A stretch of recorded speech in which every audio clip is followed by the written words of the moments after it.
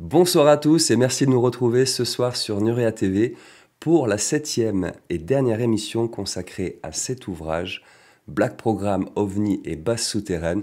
Vous l'aurez deviné les Nuréens, ce soir j'ai le plaisir d'accueillir une nouvelle fois Anaëlle Parks sur notre antenne pour une émission dédiée à l'ufologue Geneviève Van Kelef. On se retrouve tout de suite sur Nurea.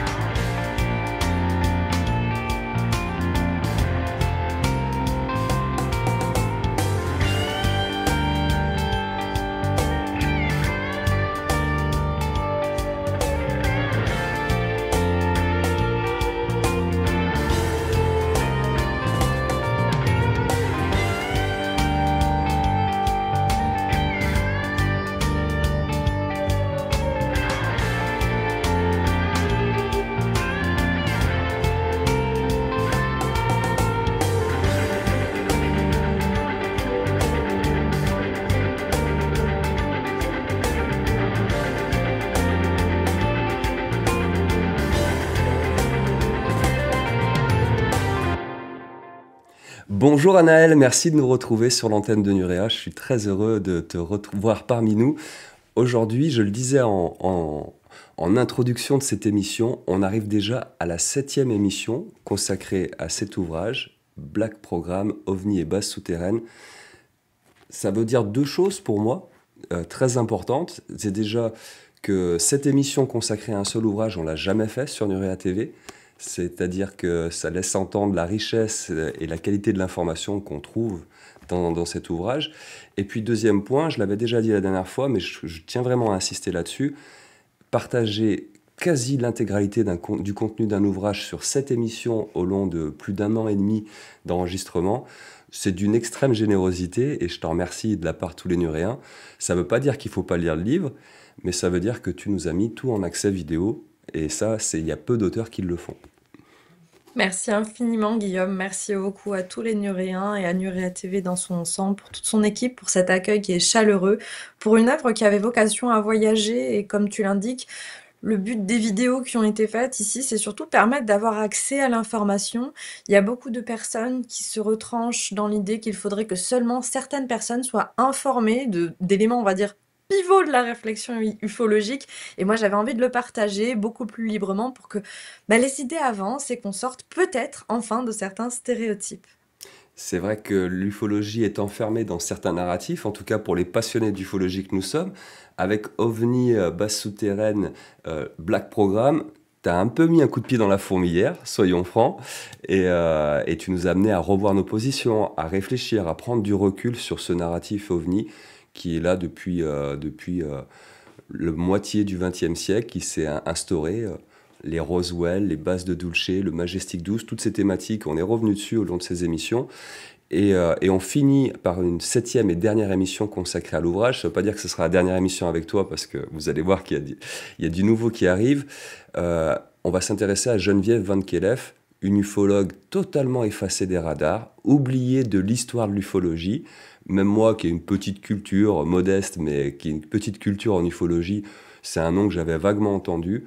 Ce soir, on va rendre ses lettres de noblesse à cette grande dame et voir quel était son travail et quel a été son parcours. Geneviève Van Kelef, je voudrais rappeler que j'ai quand même dédié Black Programme à cette personne extraordinaire qui, comme tu l'indiques, souvent effacée des radars. Pourquoi ? Déjà, c'est quelqu'un, faut le rappeler, elle est née en 1929 et elle nous a quittés en 2022. On parle quand même de 54 ans d'activité sur le plan ufologique. Et quand je dis d'activité, c'est au pluriel. C'est une personne qui a tant travaillé dans le domaine de la traduction, de la diffusion par l'auto-édition, qui, je tiens à recontextualiser, dans les années 80, c'est une prouesse extraordinaire de parvenir à une chose pareille, et qui a toujours été aussi dans des conférences, mais une personnalité très discrète pour plusieurs raisons. Déjà, un, par son métier d'enseignante, peut-être également par sa vie de privée, sur laquelle je ne m'étendrai pas puisque c'est pas l'objectif de l'émission de ce jour. Mais il y a vraiment ce côté qui est éclectique dans son approche, qui a toujours été sincère. Pourquoi je peux dire ça? C'est grâce à l'évolution qu'on va pouvoir commenter très brièvement de ses opinions, de ses positions. On voit quelqu'un qui a fait ça avec le cœur, qui a pas fait ça par orgueil en son nom propre. Et je pense que c'est rafraîchissant de voir des personnalités de la sorte parce qu'on comprend qu'elle a fait ça par altruisme, presque par philanthropie, pour que les idées voyagent, encore une fois, et que ça la dépasse, ça dépassait son nom propre, parce que je vais vous dire, quand on est une Geneviève Van Kelef, et c'est aussi pour ça que j'ai dédié ce livre à sa mémoire. C'est vraiment pas compliqué de se faire passer pour une merveille, une grande intellectuelle. Elle a toujours associé les idées, les découvertes qu'elle faisait au nom des personnes dont elle réalisait les traductions, etc. Bref, elle rendait à César ce qui était à César. C'est une personnalité qui, malgré parfois ses positions bien campées, reste extraordinaire, admirable, et j'avais envie qu'ensemble aujourd'hui on puisse aborder à la fois elle-même, sa carrière et les sujets qui lui tenaient à cœur et qui sont abordés à la fois dans Black Programme mais également dans OVNI à venir pour cet automne. En tout cas, nous l'espérons dans les meilleurs délais. Parlons-en justement, on l'avait déjà annoncé lors de la dernière émission, il y a ce livre qui est très attendu parce que ça va être la suite d'OVNI et Black Programme. Dans ce premier livre, tu as posé les jalons, tu nous as montré en gros l'envers du décor, les coulisses et qu'est-ce qui se tramait, quel personnage tirait des ficelles derrière ce narratif ufologique nord-américain, bien connu de tous les passionnés d'OVNI. Dans ce nouvel ouvrage donc, qui sortira cet automne, et il y a toute une série d'émissions qui sera consacrée tout au long de l'année qui va suivre pour décortiquer ce livre. Et d'avance, merci, parce que je sais que tu seras aussi riche en infos et généreuse en partage que tu l'as été sur Black Programme. Sur ce livre-là, on va découvrir le pourquoi ce narratif, pourquoi ces manigances en coulisses. Oui, quels intérêts cela sert, quel objectif cela vise à atteindre et par quelle technologie. Donc ça fait quand même pas mal d'éléments. Je préfère à nouveau vous le redire. Bon, c'est le fruit de plus de 4 ans de recherche engagée et sans compromis. Ça veut dire que ce que j'ai découvert et qui était dérangeant même pour moi, je vous le propose. Encore une fois, ce sont des éléments dont après vous acceptez ou pas le raisonnement. Il y a des faits, il y a des preuves. C'est pas, je ne canalise rien, je n'invente rien et je ne lisse rien, surtout même quand ça a été vraiment bouleversant. Et je vous assure que OVNI est un livre bouleversant à avoir constitué et à avoir écrit et à avoir relu de nombreuses fois. Je peux vous assurer qu'encore une fois, toute ma démarche, elle n'est pas dans le but, et je veux que ce soit très clair, de débunker, de discréditer, je sais pas quoi, je règle de compte avec personne. Je veux juste qu'on dispose tous ensemble des éléments qui nous permettent d'alimenter une réflexion saine. Le reste, après, m'importe peu. Vous tirez les conclusions que vous voulez des preuves que je vous apporte. Et c'était un point que tu avais soulevé, Guillaume, qui me paraît important de rappeler. On pourrait croire que je suis victime d'une désinformation bien stratégiquement placée devant moi pour que j'en arrive à telle conclusion orientée par de tels éléments. Je n'ai jamais exclu cette hypothèse, cependant, l'essentiel des éléments sur lesquels je base cette seconde enquête, c'est quand même des choses qui ont été déclassifiées avant moi, bien avant que je m'intéresse à ces sujets, ou qui n'ont même pas de rapport direct avec le domaine de l'ufologie. Donc ça veut dire quand même que s'il s'agit d'une conspiration, elle a été tendue comme une toile de manière si fine qu'on ne pourrait même pas déceler son existence. Donc je ne peux pas dire que je réfute cette hypothèse, je dis seulement que ça me paraît proprement invraisemblable, à moins de tomber dans une paranoïa très très profonde, ce qui parfois est plus vrai que la réalité elle-même, mais voilà, j'ai envie de dire, je pense sincèrement être allée au bout d'une démarche qui est à la fois claire, concise, parce que j'ai bien tenu aussi les remarques qui ont été faites au sujet de Black. C'est vrai que c'est un ouvrage dense et qui parfois verbalise pas toujours son propos de manière directe. Là, je vais vous dire, on pourra pas être plus cash que ce qui a été fait dans OVNI, c'était important. Si vous le lisez et que vous n'avez pas compris ce qu'il y avait derrière le livre, c'est qu'il y a un souci. Tu le disais, on n'est pas obligé d'accepter tous les éléments que tu nous présentes. Par contre, par honnêteté intellectuelle, il faut les intégrer dans notre approche de tout ce narratif OVNI, ne pas les ignorer. Toi, tu nous donnes des outils, des éléments qui nous permettent de prendre un peu de recul, de prendre un peu de hauteur et de ne pas foncer tête baissée dans des croyances et avoir une démarche la plus honnête et sincère possible pour appréhender ce phénomène OVNI. Donc, ça, c'est important. Et moi, je suis très fier qu'on puisse proposer ce type de contenu sur Nurea TV. Ça a largement sa place. Donc merci d'avance. Aujourd'hui, Geneviève Van Kelef. Je suis tout oui, Anaël. Et puis, j'aurai plein de questions, plein de remarques, comme d'habitude. C'est parti. Avec grand plaisir, bien entendu. Geneviève Ankeleff, bah, qu'est-ce qu'elle est? Elle était, parce qu'elle nous a quittés en 2022, comme je vous l'indiquais, c'est une chercheuse, mais également une enseignante française qui était notamment située près de la ville de Arras. Et donc, elle était auteure, traductrice, mais également illustratrice. Je vais vous proposer bah, voilà, un petit aperçu de ce qu'elle faisait, ce qui est partie intégrante quand même de sa personnalité et de son œuvre.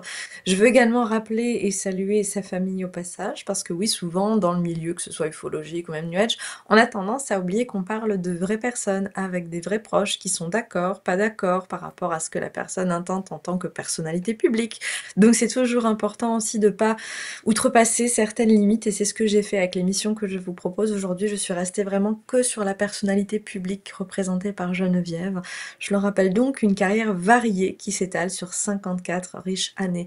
Je vous le dis, il est totalement impossible en l'état, mais pourtant on a internet, hein, c'est quand même fou, de chiffrer les contributions de Geneviève. C'est quelqu'un qui a travaillé énormément, qui a travaillé par philanthropie, et encore une fois, je pense très sincèrement, comme tu le soulignais Guillaume, dans un but d'honnêteté intellectuelle. Elle voulait donner matière à réfléchir, et elle voulait elle aussi rétablir, on va dire, les lettres de noblesse liées à l'ufologie qu'elle voyait très souvent associées, on va dire, à des mouvances qui avaient pour but de promouvoir des croyances. Et les croyances en soi ne sont jamais un problème, c'est ce que l'on en fait. Si l'on fait un système de croyances fermé dans le but d'enfermer des gens dans un milieu pour leur faire des choses en particulier, ben, c'est pas forcément très sain. Et ça, Geneviève, elle en avait parfaitement conscience. Je dis pas qu'elle a été une sainte ou que tout était parfait, Mhm. mais je pense sincèrement que voilà, ça faisait partie de ses ambitions. Encore une fois, nourrir l'esprit du public. Elle n'était pas enseignante pour rien, cette dame. Encore une fois, je préfère le dire, c'est quelqu'un en plus qui conjuguait cette carrière d'ufologue et de chercheuse indépendante avec un boulot à plein temps et non des moindres. Donc, je salue encore une fois cette personnalité absolument hors norme. Et ensemble, on s'apprête à découvrir que peut-être elle avait encore une troisième occupation. Là encore, par contre, je mettrais bah, un point d'honneur à ne pas aller au-delà de la différence entre la vie privée et la vie publique, parce qu'il me faudrait peut-être quelques documents déclassifiés ou quelques confessions de la famille pour affirmer avec des bonnes preuves bien solides tout ce qu'il s'agit de cette troisième occupation de Geneviève.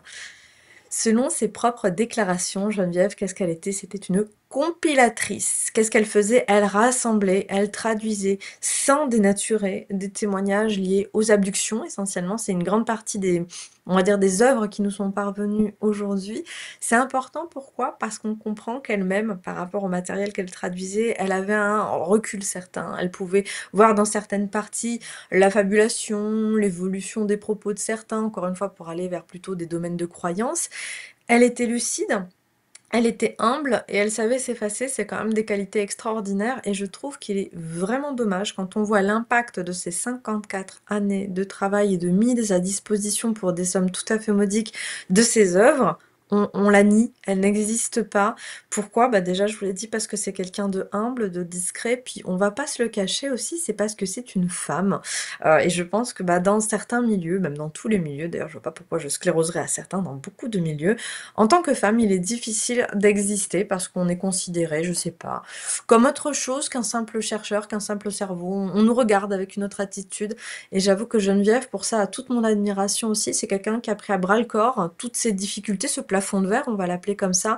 Et elle s'est toujours confrontée. 54 ans d'efforts constants pour tous les jours se montrer, réfléchir, traduire. J'insiste, c'est de l'autoproduction, ces ouvrages. C'est monumental. Il faut comprendre qu'on a face à nous, vraiment, c'est un édifice, c'est un legs historique. Et j'ai envie de vous dire, encore une fois, en plus des Français et des Françaises dans le milieu UFO, il n'y en a pas 10 000. Ce serait important, et je le dis pas pour rire. Moi, j'aurai la matière, je vous proposerai un musée Geneviève Van Kelef. Non pas juste pour Ouais. sa gloire personnelle, mais pour qu'on puisse montrer l'impact qu'elle a eu dans ce milieu UFO et toute l'évolution qu'il y a eu au cours des 50 années qu'elle a passé immergée dans ce milieu. C'est important de comprendre que c'est pas quelqu'un non plus qui est arrivé ex nihilo. Elle s'est jamais définie comme telle, comme je ne sais pas, une self-made woman, ou je sais pas quel genre de storytelling on peut se raconter pour dire à quel point une personne est merveilleuse, exceptionnelle. Non. Elle dit, moi je suis héritière des ufologues tels que Jimmy Guilleux.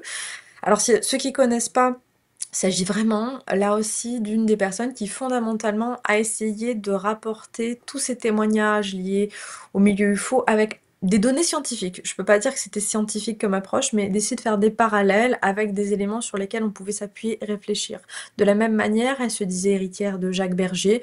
Bon, là, on a quand même une sommité dont j'espère vous parler un petit peu plus en long et en large, mais également Aimé Michel. Donc, on comprend, enfin, pour ceux qui connaissent, Geneviève Ankelef était donc très proche de la revue ufologique Lumière dans la nuit. Ceux qui ne connaissent pas, je vous invite très sincèrement à aller vous documenter, acheter les d'occasion, faites-les vous prêter, je sais pas, mais c'est des sommes là aussi pour comprendre. Et je pense que c'est très important qu'aujourd'hui, surtout à l'heure actuelle, on puisse regarder qu'est-ce qu'était Lumière dans la nuit, pourquoi il y avait une approche qui était sincère, mais surtout qui était stratégique. C'était pas du tout la recherche du succès, comment dire, au niveau éditorial, il n'y avait pas d'orientation. C'était vraiment une démarche, vraiment avec une volonté de décortiquer un problème et de le prendre avec beaucoup d'éléments pragmatiques, avec sincérité. Je dis pas qu'ils ont toujours eu raison dans leur approche, je vous dis juste que c'est important d'utiliser cet outil de comparaison pour voir ce qui se fait aujourd'hui en termes de thématiques et d'approche ufologique, c'est capital. Donc voilà de qui est héritière Geneviève. Elle n'apparaît pas toute seule, ne s'est pas formée toute seule. Elle s'inscrit elle-même dans le prolongement d'une volonté de démontrer scientifiquement l'existence de ce phénomène qui, à l'époque où je vous parle, quand elle commence à arriver dans le milieu, toujours décrié. On considère que les personnes qui sont témoins d'apparitions d'ovnis ou qui disent avoir été abductées sont des doudingues dans le meilleur des cas et dans le pire sont des gens très dangereux qu'il faut placer dans des établissements spécialisés. Je dis pas ça pour victimiser qui que ce soit, je vous remets juste dans le contexte de l'époque.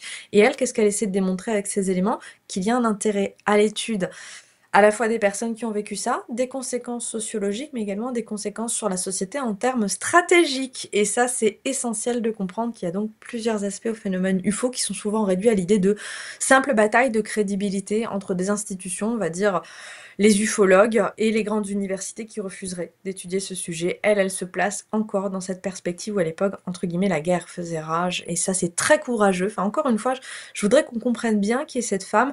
Elle n'est pas arrivée dans un milieu qui lui facilitait la tâche, bien loin de là. C'est quelqu'un qui est visionnaire aussi. Elle est extrêmement, on a compris, dans la traduction, dans le relais d'informations qu'elle reçoit, qu'on lui transmet et qu'elle traite, mais c'est quelqu'un aussi qui a fait preuve de réflexion très autonome, et on va le voir, je vous parlerai surtout à la fin de ces... On ne peut pas parler de revirement, mais d'évolution de la pensée. C'est quelqu'un qui est allé au bout du chemin. Ça aurait été super facile pour elle, hein, en 50 ans, de rester campée sur ses positions, d'affirmer, de Mhm. dire, moi, ça fait 50 ans que je fais ça, je sais mieux que les autres. Il y en a tant et tant qui agissent de la sorte. Et elle n'a pas pris le chemin de la facilité. Donc, encore une fois, à saluer. Prenez le temps, si vous avez envie, grâce à cette émission, de vous attaquer à sa littérature. Lisez plusieurs ouvrages, séparés par au moins une dizaine d'années, pour voir comment elle évolue dans l'appréhension des choses.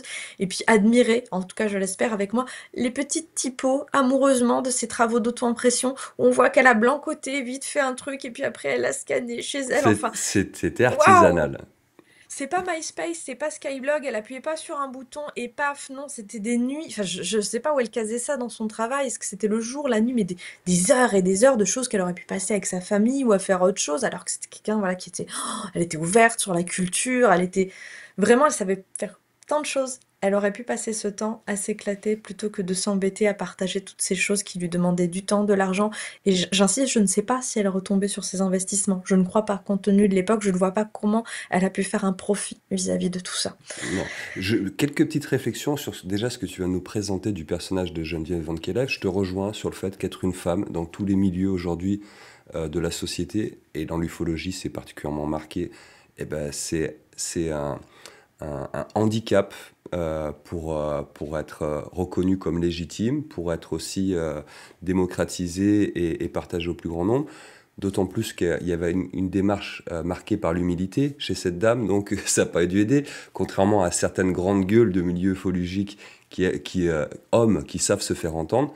Donc ça, c'est plusieurs éléments qui expliquent pourquoi elle n'est pas passée à la postérité, justement, et qu'elle est un peu oubliée.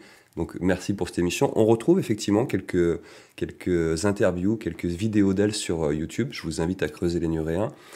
Et puis sur le deuxième point que j'analyse au vu de moi, qui ne suis pas ufologue, mais passionné d'ufologie, et qui met toujours un point d'honneur à remettre en cause les croyances, à cibler les croyances, à bien les marquer comme croyances, et pour faire évoluer son point de vue sur le dossier. Et ça aussi, c'est pas tous les chercheurs qui sont capables, comme tu dis, après 50 ans de carrière, de dire bah non, c'est peut-être pas la bonne direction et de réorienter leurs travaux, leurs opinions. Et ça aussi, la marque d'une grande honnêteté intellectuelle. Donc ça, c'est des points qui me semblaient importants de synthétiser après ton intervention sur Geneviève Van Kelef. En tout cas, c'est les points qui me marquent pour l'instant. Exactement, c'est une personnalité clé. Je te remercie de l'avoir synthétisé comme ça parce qu'on le comprend parfaitement dans le résumé que tu viens d'en donner. Et j'avais oublié de préciser également, quand même, c'est quelqu'un qui, a priori, aurait aussi mené des enquêtes sur le terrain. Pareil, je vois sa contribution fichée ou exprimée clairement nulle part, ou en tout cas pas dans des sources que moi je connais, alors que c'est vraiment quelqu'un d'actif dès 1968. Donc on parle quand même des toutes premières heures où elle a donné une des premières conférences. C'est énorme. Et il faut comprendre que ce grand potentiel, bah, à mon avis, il a largement été instrumentalisé à bien des fins, que ce soit des fins mercantiles ou voilà, il y a plein de gens qui se sont réappropriés ses œuvres et ses réflexions sans jamais rendre hommage. Et je pense que c'est important que maintenant qu'elles sont en accès libre sur Internet, ou peut-être si vous avez voilà, des amis qui peuvent vous prêter ces ouvrages, faites-les vous prêter et comprenez que tout ça vient de quelque part et de quelqu'un dont on a dépouillé le travail. C'est très important de le comprendre. Elle est polyglotte, elle est érudite, elle est passionnée, elle est empathique, elle est curieuse. Je pense que ces traits de personnalité vont vraiment vous rappeler quelqu'un dont on a déjà parlé. Ça va peut-être vous faire bondir, puisque parfois j'ai l'air de le désigner comme le grand méchant de l'histoire, mais oui, je trouve qu'elle a beaucoup à voir avec John Lear, et je pense que c'est pas du tout fortuit, à la fois dans ses traits psychologiques, mais également dans ses compétences. On va comprendre en quoi les deux auraient certainement eu beaucoup de choses à dire s'ils ne les sont pas dit de vive voix, de visu, avérément. Encore une fois, il me manque on va dire certaines preuves clés matérielles pour aller au bout de ce raisonnement, même s'il me paraît plus qu'évident. Pourquoi? Parce que Geneviève, très tôt, dès 1984, dans le bulletin d'information ufologique, qui est, alors je ne sais plus si c'est québécois ou canadien, je m'excuse hein, si je fais la confusion, elle est connue, elle est regardée comme une référence, donc c'est bien une personnalité internationale. Ça peut paraître gros, hein, dit comme ça, mais à l'époque, dans les années 80, être connu à l'international pour une ufologue, c'est pas rien, c'est absolument énorme. Comprenez donc, c'est une personnalité clé, bien souvent, comme je vous l'ai dit, reléguée dans les fins fonds, alors qu'elle a fait une contribution qui est proprement inestimable.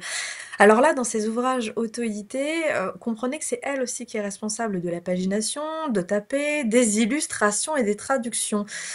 Je vous invite à considérer, surtout ceux qui n'ont pas lu Black Program, les illustrations que vous pouvez voir sur ce slide là où on voit donc OVNI, pardonnez-moi, expérimentation très spéciale, donc un ouvrage de Geneviève Van Kelef.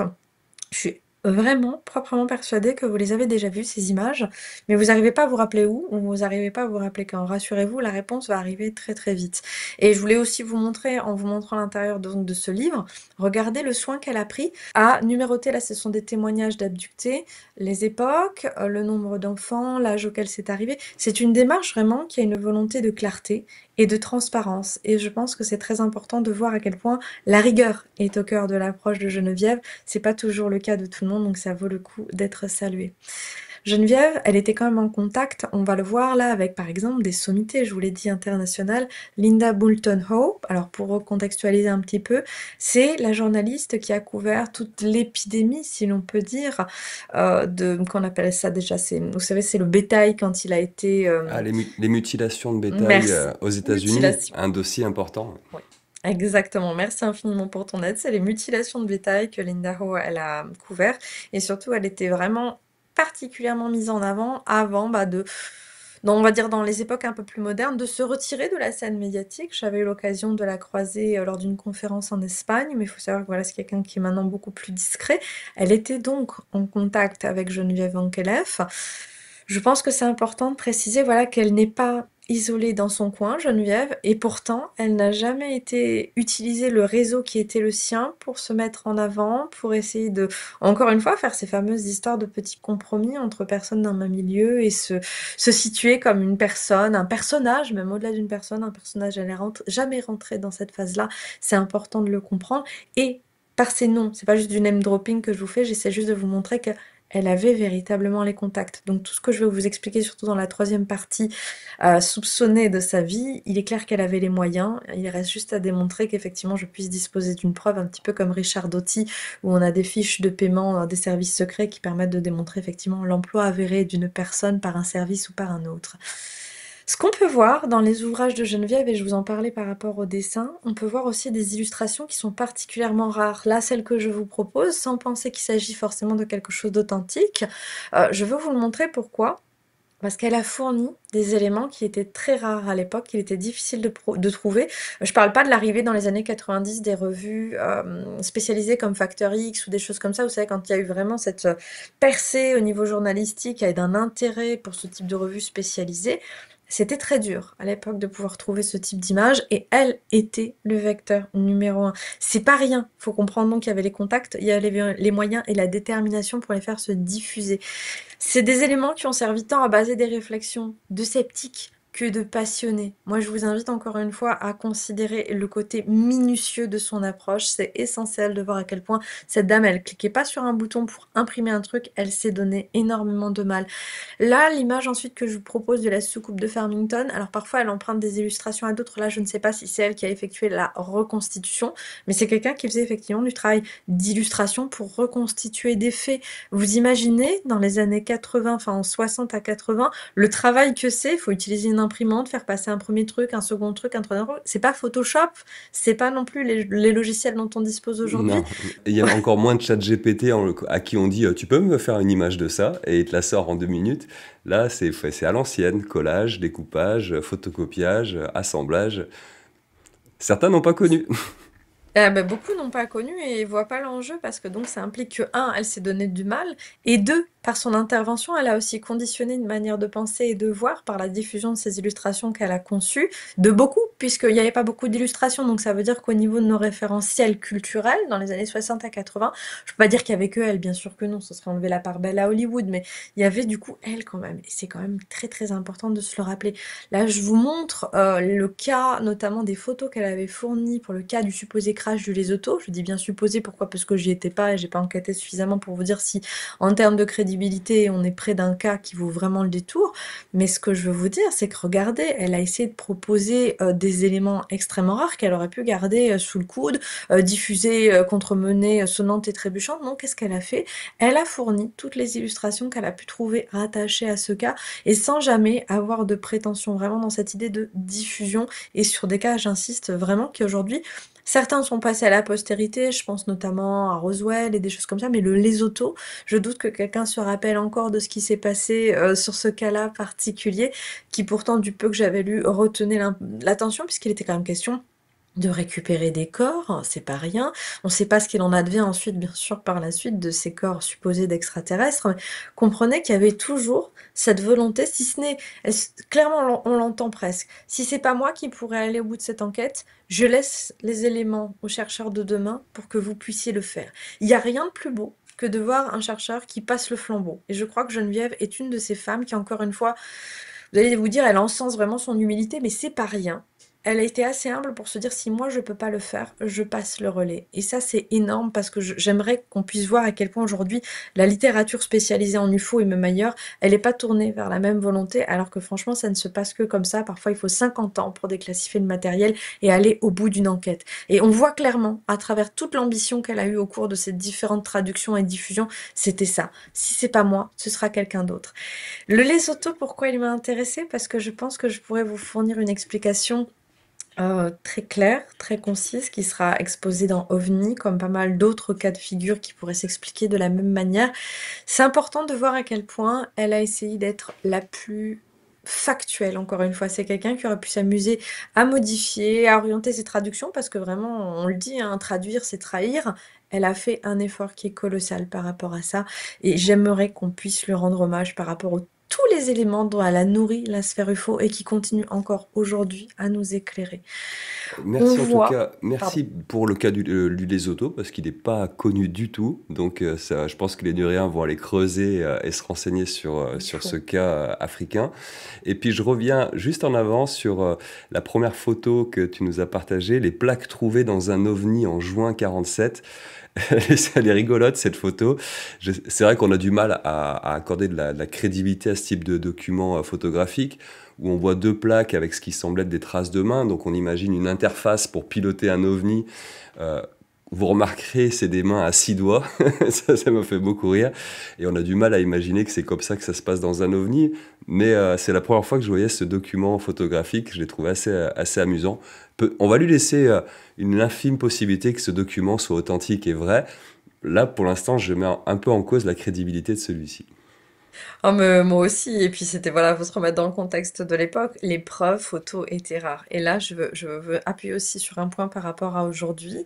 Bon, déjà, ok, tout le monde sait qu'on a les effets spéciaux, etc. Mais quand quelqu'un vous dit qu'il a vécu quelque chose d'extraordinaire, s'il vous plaît, demandez-lui des preuves extraordinaires. Nous, par exemple, avec Anton, ben, on a des visions, on les retranscrit comme telles. Bah là, par faire des recherches archéologiques pour essayer de les confronter, on peut pas faire grand-chose. Mais j'insiste, aujourd'hui encore, il y a des gens qui ont des prétentions extraordinaires sans en apporter la preuve. Aujourd'hui, je suis désolée, on a presque tous des téléphones avec des caméras. Je parle pas forcément d'une caméra 4K, hein, juste une petite caméra. Ou une preuve technologique, n'importe quoi, qui dit qu'il a contact avec des extraterrestres, demandez-lui le contexte. Parce qu'autant, voilà, dans les années 40, 60, que quelqu'un vous dise, j'avais pas d'appareil, j'avais pas mon, voilà, mon Kodak avec moi, bon, bah, c'est crédible, hein. Franchement, pour l'époque, je suis tout à fait d'accord. Et qu'il ait pas pensé à prélever une preuve ADN ou quoi que ce soit, pareil, tout à fait d'accord, ça faisait pas partie des réflexes. Aujourd'hui, si vous êtes témoin d'un truc, je compte tous sur vous. Maintenant, vous nous rapportez quelque chose, hein. On Après, compte sur vous. je pense, là, je vais me faire l'avocat de la partie adverse, je pense que les caractéristiques du phénomène OVNI, et dans toutes ses composantes, hein, observation d'aéronefs, rencontre du troisième type, abduction, etc., il y a une des caractéristiques qui est l'élusivité, Oui. qui est là constamment. Et on a énormément de cas, soit d'observation d'OVNI, où la personne n'a pas le temps de prendre une photo, une vidéo, ou même les témoins régulièrement nous disent mais j'y ai même pas pensé sur le moment. C'est comme si le phénomène avait une emprise sur l'observateur Oui. et la capacité à se jouer de lui et à ne lui laisser aucune trace et aucune preuve pour qu'il puisse aller témoigner de ses pairs. Donc cet argument de dire aujourd'hui, en 2025, on a tous les outils pour apporter des preuves, il est un peu contrebalancé par cette caractéristique principale du phénomène. Et c'est vrai que la stupéfaction, moi-même ayant quand même été témoin à plus de 5 reprises de phénomènes de cette nature, je peux vous confirmer qu'effectivement, à part celui qui a duré près d'une demi-heure, moi j'étais complètement assise et j'étais incapable de me dire il est l'heure d'attraper ton téléphone. Enfin, c'était pas Voilà. possible. Donc ça, c'est un truc que je comprends. Je pensais plutôt aux rencontres du troisième type rapproché. Les gens qui vous disent moi j'ai serré la main à un alien pour prendre le thé avec. Ok, mais est-ce qu'on peut avoir un La truc? fameuse C'est plus interview ça. Lacerta, on aurait aimé un prélèvement d'écailles, À minima, à hein, à minima, un minima. petit truc. Parce que Je te rejoins on va en là-dessus. reparler. D'ailleurs, on va reparler, on va retrouver la Certa quand même ensemble à travers Geneviève. Ce serait dommage de ne pas faire ça. Et oui, je pense que c'est important parce qu'elle, c'est ce qu'elle voulait faire. Clairement, je pense qu'à des moments, Geneviève elle-même avait beaucoup de sens critique, se disait ce truc, pardonnez-moi, on va le dire trivialement, ça pue. Et donc, j'aimerais savoir qui ou quand, comment a forgé ce faux. Je suis certaine et on le voit surtout en fin de sa carrière, qu'elle a cette lucidité et qu'elle se dit, pour le bien intellectuel de tout le monde, je dois travailler à une forme de détricotage de ce qui pourrait justement être malsain ou être œuvre de fausseté dans le domaine de l'ufologie pour le purger un petit peu justement des gens qui sont, on va dire, assez malhonnêtes. Et en parlant de malhonnêteté, beaucoup de gens vous diront que c'est très récent, le phénomène des OSNI. Alors je recontextualise, ce sont tout ce qui est voir des ovnis, pardonnez-moi, sous l'eau, au lac, océan, mer, ce que vous voulez. Là, on voit bien hein, déjà qu'elle est en train de nous rapporter des événements de 92 dans pas mal de ses témoignages. En fait, pardonnez-moi, là, grâce à Geneviève, ce que je veux vous mettre en face, c'est qu'il y a plein de gens qui recyclent. Alors, j'ai rien contre le recyclage, moi je trouve que c'est super, que ce soit matériel ou idéologique, mais il y a un moment, encore une fois, il faut rendre les choses à qui ça appartient, et la plupart de la littérature sur lesquelles les gens après s'appuient, c'est elle qui l'a fournie. Donc elle était, j'insiste vraiment, elle était précurseur, elle a été visionnaire, elle a su voir où il y avait des enjeux stratégiques. Parlant d'enjeux stratégiques, tout à l'heure, on va voir un truc qui est vraiment plus que carré, c'est quelqu'un qui était informé. C'était une insider. Et c'est ça que je veux vous faire comprendre à travers cet extrait que je vous montre relatif à un cas d'OSNI en Islande en 92. Comprenez que si quelqu'un a saisi l'intérêt stratégique d'un tel témoignage, c'est pas n'importe qui. Parce que vraiment, même quand on a un mordu du faux, parfois on voit pas l'intérêt stratégique de certains témoignages.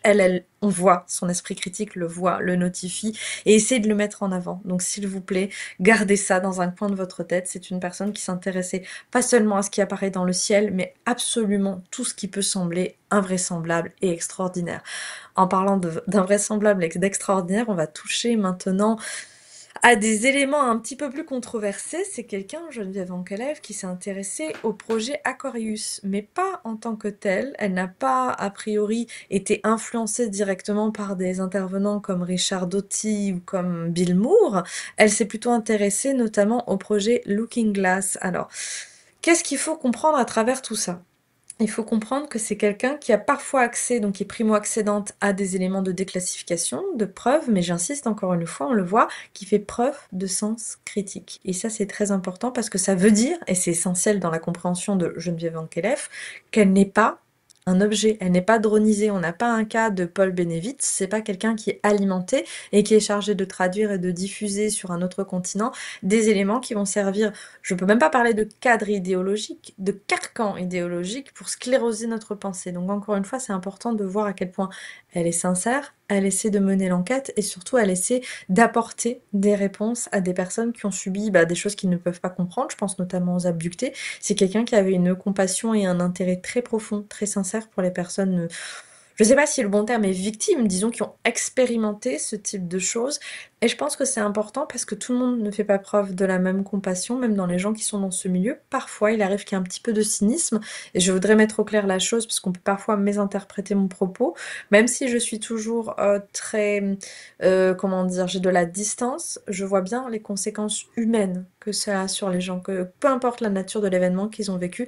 Et Geneviève, c'est la même chose, on voit à quel point elle a de l'empathie. Donc ça veut dire que peu importe c'est vrai, c'est pas vrai, extraterrestre, pas extraterrestre, elle s'en fiche. Elle veut faire comprendre et passer ce message qui est essentiel, Geneviève, qui est ça a des conséquences sociales. C'est ce que vous voulez, la source de cette manifestation, mais ça a des conséquences et on peut pas laisser les gens dans une telle souffrance. Et ça, c'est capital parce que vraiment, je dirais que on est plus souvent dans ce milieu des contactés ou des abductés sur l'idée de je veux être reconnu, je veux qu'on me dise que c'est des extraterrestres, ou pas d'ailleurs, mais qu'on me dise ce que c'est. Elle, non, c'est la conséquence sociale. Donc Geneviève, c'est quelqu'un qui a couru après des pistes prometteuses, qui sont le fruit de centaines d'heures de traduction et de travail, mais qu'elle n'a pas pour tout en tout cas pu faire aboutir de son vivant, et je l'espère du fond du cœur que les œuvres de Black et d'OVNI, les deux ouvrages dont il est souvent question dans les émissions que j'ai pu vous proposer sur Nurea, participent à faire aboutir ce type de, voilà, on va dire, de lièvre qu'elle avait levé à l'époque. C'est hyper important de comprendre qu'encore une fois, moi aussi, je me considère pas comme quelqu'un qui arrivait ex nihilo. C'est vraiment, on est tous à la poursuite dans un relais qui est interminable. Je l'espère en tout cas, arrivera à un certain jalon avec les enquêtes que je vous ai proposées. On parle également, pardon. Juste une petite question pour ceux qui connaissent pas, dont moi. Projet Aquarius, projet Looking Glass, tu peux nous synthétiser en quelques mots qu'est-ce qui se cache derrière Oui. ces appellations? Alors, pour ce qui est d'Aquarius, on parlait encore une fois d'un projet de contrôle, d'espionnage. Ceux qui ont vu l'émission liée à MJ12 et qui connaissent un peu la question de Immaculate Constellation, sur laquelle j'apporterai un éclairage, je pense, absolument définitif dans l'ouvrage OVNI, Souvenez-vous, voit très bien. Immaculate Deception euh, Oui, de John Lear. Revoyez les ça vaut. émissions, il y a des choses qui remontent et qui font ah, tiens. Ouais, ça fait sens quand on y pense et je pense que Geneviève, elle était arrivée au bout de, presque au bout en tout cas, du détricotage. Projet Aquarius, c'est ça, on parle de projet de contrôle. Et alors, ce qui est très intéressant, et on en parlera dans mon prochain ouvrage, c'est quand même son homophonie avec Aquanet. Tout le monde sait ce que c'est Aquanet, c'est l'ancêtre d'Internet. Donc en fait, il y avait, et comme dans beaucoup de cas on le voit, une volonté, encore une fois, de montrer la Lune, et puis tout le monde s'est focalisé sur le doigt. Et c'est vrai qu'elle, on sent, dans son appréhension du projet Aquarius, elle tourne autour, elle essaie de comprendre, voilà, toutes les données liées à des...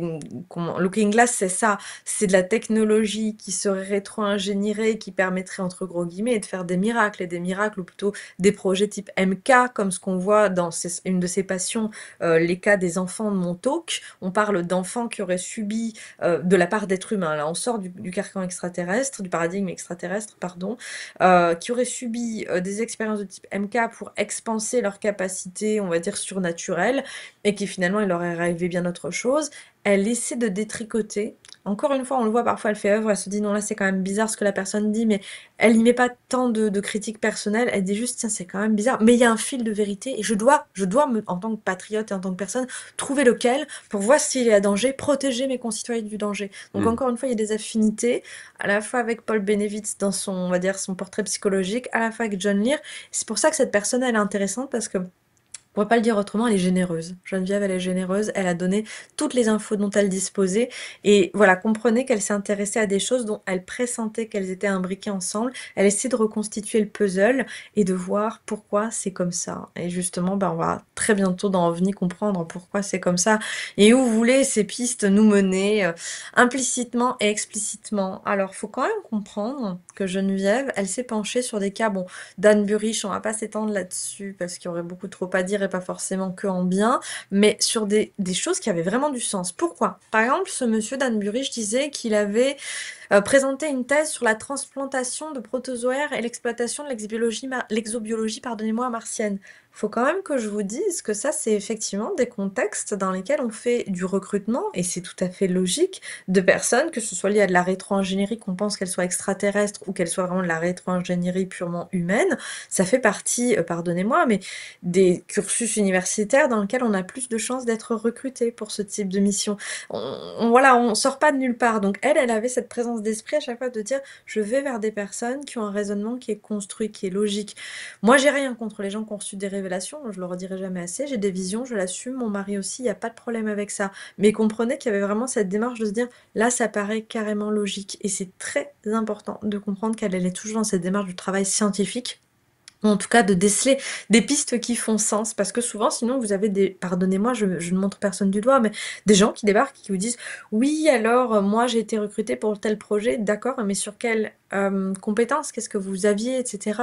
Je vois beaucoup de personnes aussi qui reprennent le narratif des enfants de Montauk, donc qui est quand même, j'insiste, hein, diffusé en Europe, sur le vieux continent, à travers Geneviève Van Kelef. On parle donc d'enfants, eux qui avaient peut-être des prédispositions, voilà, on va dire peut-être d'ordre génétique ou du hasard de la nature, à avoir des perceptions extrasensorielles, et qui vous disent bah, j'ai vécu exactement ça. C'est intéressant quand même de leur rappeler et de leur demander est-ce que toi t'as lu ou t'as été en contact avec le narratif des enfants de Montauk pour voir s'il n'y a pas eu contamination idéologique. Je vous dis pas qu'il y a des gens qui se sont forcément que imprégnés de son narratif à elle, mais c'est important de le voir parce que j'ai vu quand même beaucoup de choses se répéter et c'est important de voir à quel point on est influencé dans son expérience. Pourquoi? Parce que c'est ce qui permet d'en tirer le maximum. Je vous dis pas que vous êtes forcément en présence de quelqu'un qui est mythomane et qui s'approprie les écrits de Geneviève, je vous dis juste si on se perçoit qu'à travers le prisme d'une expérience proposée par autrui, on va forcément au carton parce qu'on ne vient pas là du coup pour vivre sa propre expérience, on essaie de vivre un folklore qui a été traduit à un moment donné par quelqu'un et c'est important de se souvenir que vraiment on est là pour vivre sa propre expérience, pas à travers les lunettes de quelqu'un d'autre.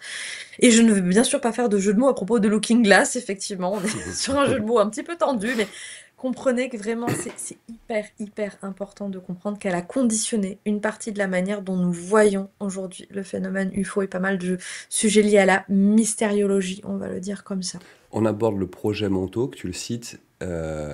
Pour ceux qui connaissent la série Stranger Things, on est dans ce truc-là en mode fictif, mais voilà, ça permet peut-être de mettre un cadre, de comprendre à quoi on a affaire avec le projet Montauk. Et d'ailleurs, on a une vidéo sur Nurea qui est très très ancienne avec cet enfant formé à devenir un soldat via ces programmes-là. Duncan, quelque chose. Je vous remettrai le lien dans les commentaires, les Nuréens, vers cette petite vidéo pour voir de quoi il s'agit. Mais là, on a le décryptage. Et encore une fois, si tout ça, ça intéressait Geneviève, ça peut vous paraître fou, mais je pense que vraiment, c'était humainement, parce qu'on parlait d'enfants qui étaient en danger, d'enfants qui étaient transformés en soldats mandchous, enfin candidats mandchous, donc on prenait des agents MK qui sont donc normaux, puis avec un élément déclencheur, image subliminale, message, pouvaient être transformés en véritable arme, donc c'est par compassion, par altruisme, par humanité que tout ça, ça l'intéressait. C'était pas un petit intérêt, vous savez, vicieux, mal placé. Je vois quand même des gens qui s'intéressent à ces choses-là avec, vous savez, une petite pointe de comment je vais pouvoir instrumentaliser ces technologies déclassifiées à mon usage. Faut le savoir, il n'y a pas que des gens qui ont de la compassion, de la peine ou de la curiosité dans ce milieu. Sachez qu'elle, ça se voit, c'est vraiment par empathie, on le sent, elle se dit, mais où sont ces enfants? Est-ce qu'ils souffrent? Comment je vais pouvoir les aider? Il y a un côté humain très intéressant dans son approche.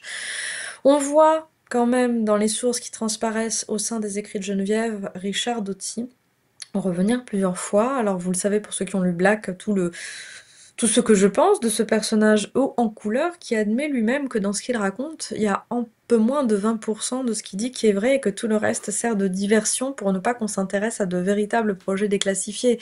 Qui est là pour démêler le vrai du faux? Qui nous dit pas que, encore une fois, c'est le paradoxe d'Épiménide, quand t'as un menteur qui te dit je suis un menteur, est-ce qu'il ment sur le fait qu'il est menteur ou est-ce que Oui, où est la crédibilité quoi? c'est un Richard casse-tête sans fin. c'est pas bon signe, voilà. Quand vous le voyez dans les sources de quelqu'un, même si c'est un vrai ancien agent de la FOSI, puisqu'il y a eu déclassification de ses fiches de paye, donc c'est vraiment quelqu'un qui a travaillé pour les services secrets, pour la police, donc c'est pas du tout un acteur, un comédien, en tout cas pas au premier degré, c'est une vraie personne, peut-être payée pour nous raconter des bêtises, mais qui a eu les fonctions auxquelles qu'il revendique. Je voudrais que vous le sachiez, parce qu'elle l'a jamais présenté comme tel, mais ça se sent dans son regard critique, surtout à la fin qu'elle l'a senti. Ce gars est là pour enfumer, pour salir, pour trahir, pour créer de la zizanie. Donc sachez qu'on le retrouve dans ses sources et qu'à la fin, bah, elle se dissocie vraiment de ce type de mouvement, et c'est important que vous le sachiez. Encore une fois, on disait dans l'émission consacrée à MJ, c'est pas parce qu'un document il est vieux, il est taché, il est raturé qu'il est crédible. Bah c'est pareil avec une personne, c'est pas parce qu'elle a travaillé pour je ne sais quelle institution supposément recommandable que la personne elle-même fait preuve de qualité humaine ou de rigueur scientifique. Méfiez-vous toujours de où on place la crédibilité vis-à-vis de quelqu'un. Elle a toujours su le faire, Geneviève, et surtout vers la fin, on le voit particulièrement, et c'est important de se rappeler, c'est un élément pivot de sa vie et de sa manière d'aborder la recherche. Pourquoi Geneviève, j'en suis arrivée à elle? Bah, on a quand même des sacrés points communs, hein, que ce soit dans les points d'intérêt liés aux visions qu'on partage avec Anton, ou même simplement, on va dire, en tant que chercheur indépendant. Là, je vous propose des illustrations qu'elle propose dans un de ses ouvrages liés à des abductions. On parle quand même de reptiliens, de reptiloïdes, de shapeshifters, de contrôle mental, vous l'avez compris, de contrôle occulte, de terre intérieure, enfin pardon, de planète creuse. C'est quand même c'est particulier, ça fait partie, on va dire, des niches dans la niche de l'ufologie, donc il était évident qu'un jour ou l'autre, que ce soit Anton ou moi, on allait arriver jusqu'à elle.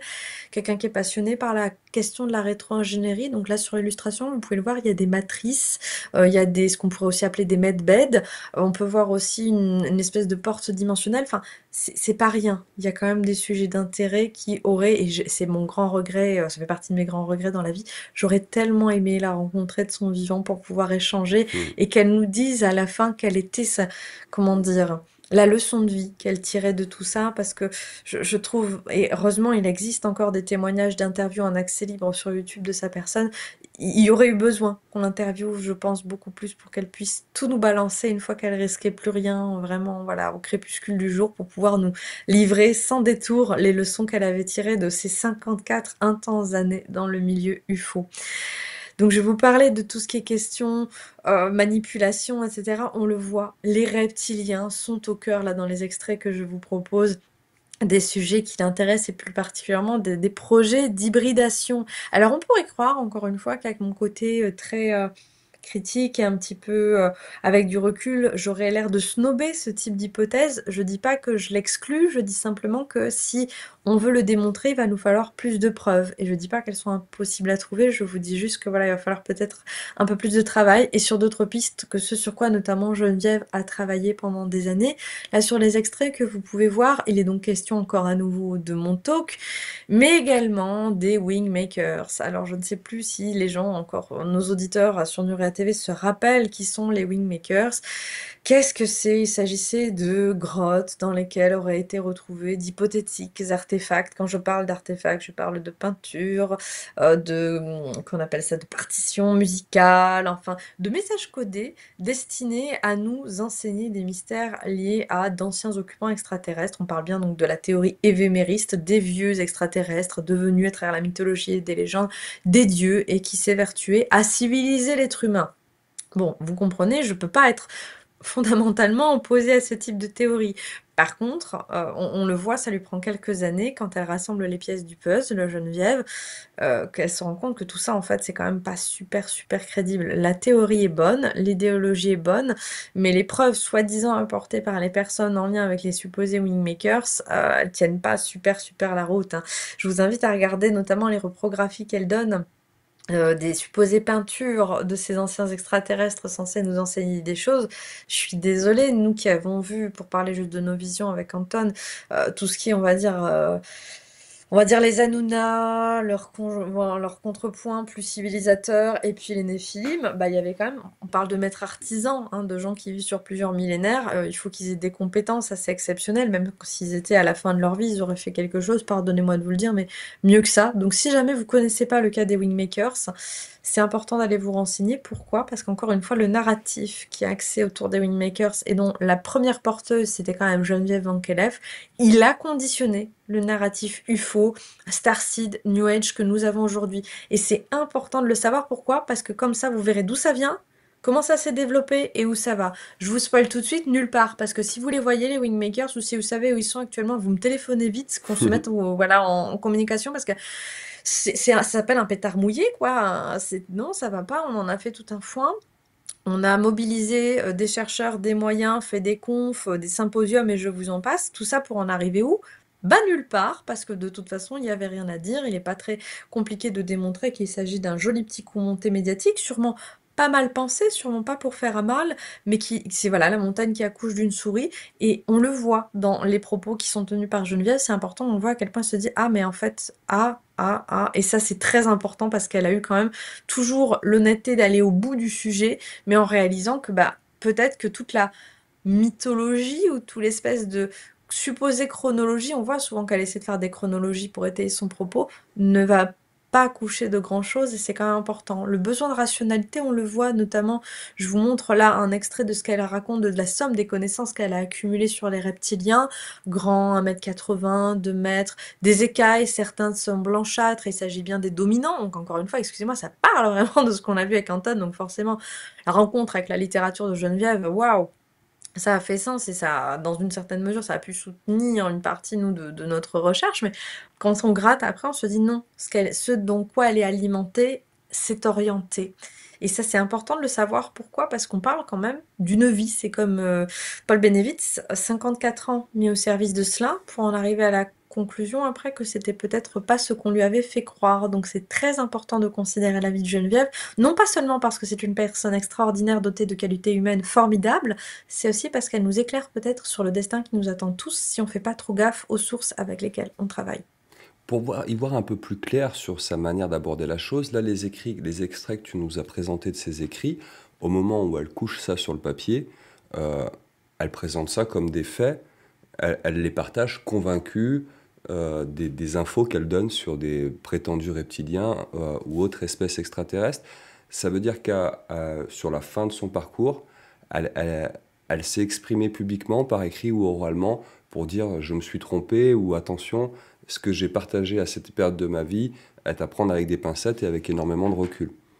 Oui, et plus exactement, on m'a menti, on m'a trahi, on m'a utilisé, je le ressens déjà d'un point de vue humainement, ça me touche de savoir qu'on ait pu jouer si librement avec ma vie. Enfin, j'emprunte ses propos, hein, je parle pas de moi.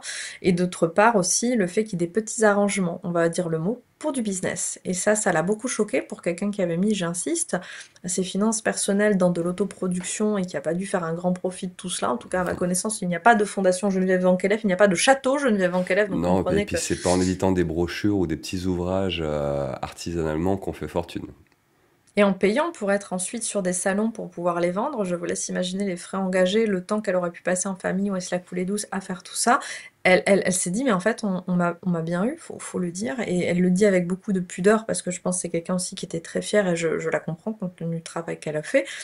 Comprenez que, je ne veux pas dire c'est une pauvre dame qui s'est fait avoir. À chaque instant, nous pouvons devenir Paul, à chaque instant, nous pouvons devenir Geneviève, et on doit vraiment se le rappeler. Non pas pour vivre dans une vie paranoïaque, mais pour se dire, attention, pourquoi on me dit ça? Qu'est-ce qu'on attend de moi quand on me dit ça? Que ce soit l'algorithme qui vous propose un article de presse, une vidéo, toujours vous dire, qu'est-ce qu'on attend de moi? Et c'est voilà, c'est capital, et c'est pour ça aussi que je voulais vous parler de son trajet qui nous éclaire à tous. Elle va parler d'un cas qui m'est vraiment très cher et sur lequel je vous attends pour une émission très bientôt sur Nurea TV, le crash de Farmington ou d'Aztec, qui est vraiment un cas à part, qui a été un petit peu là aussi enterré pour de multiples raisons et de multiples intérêts.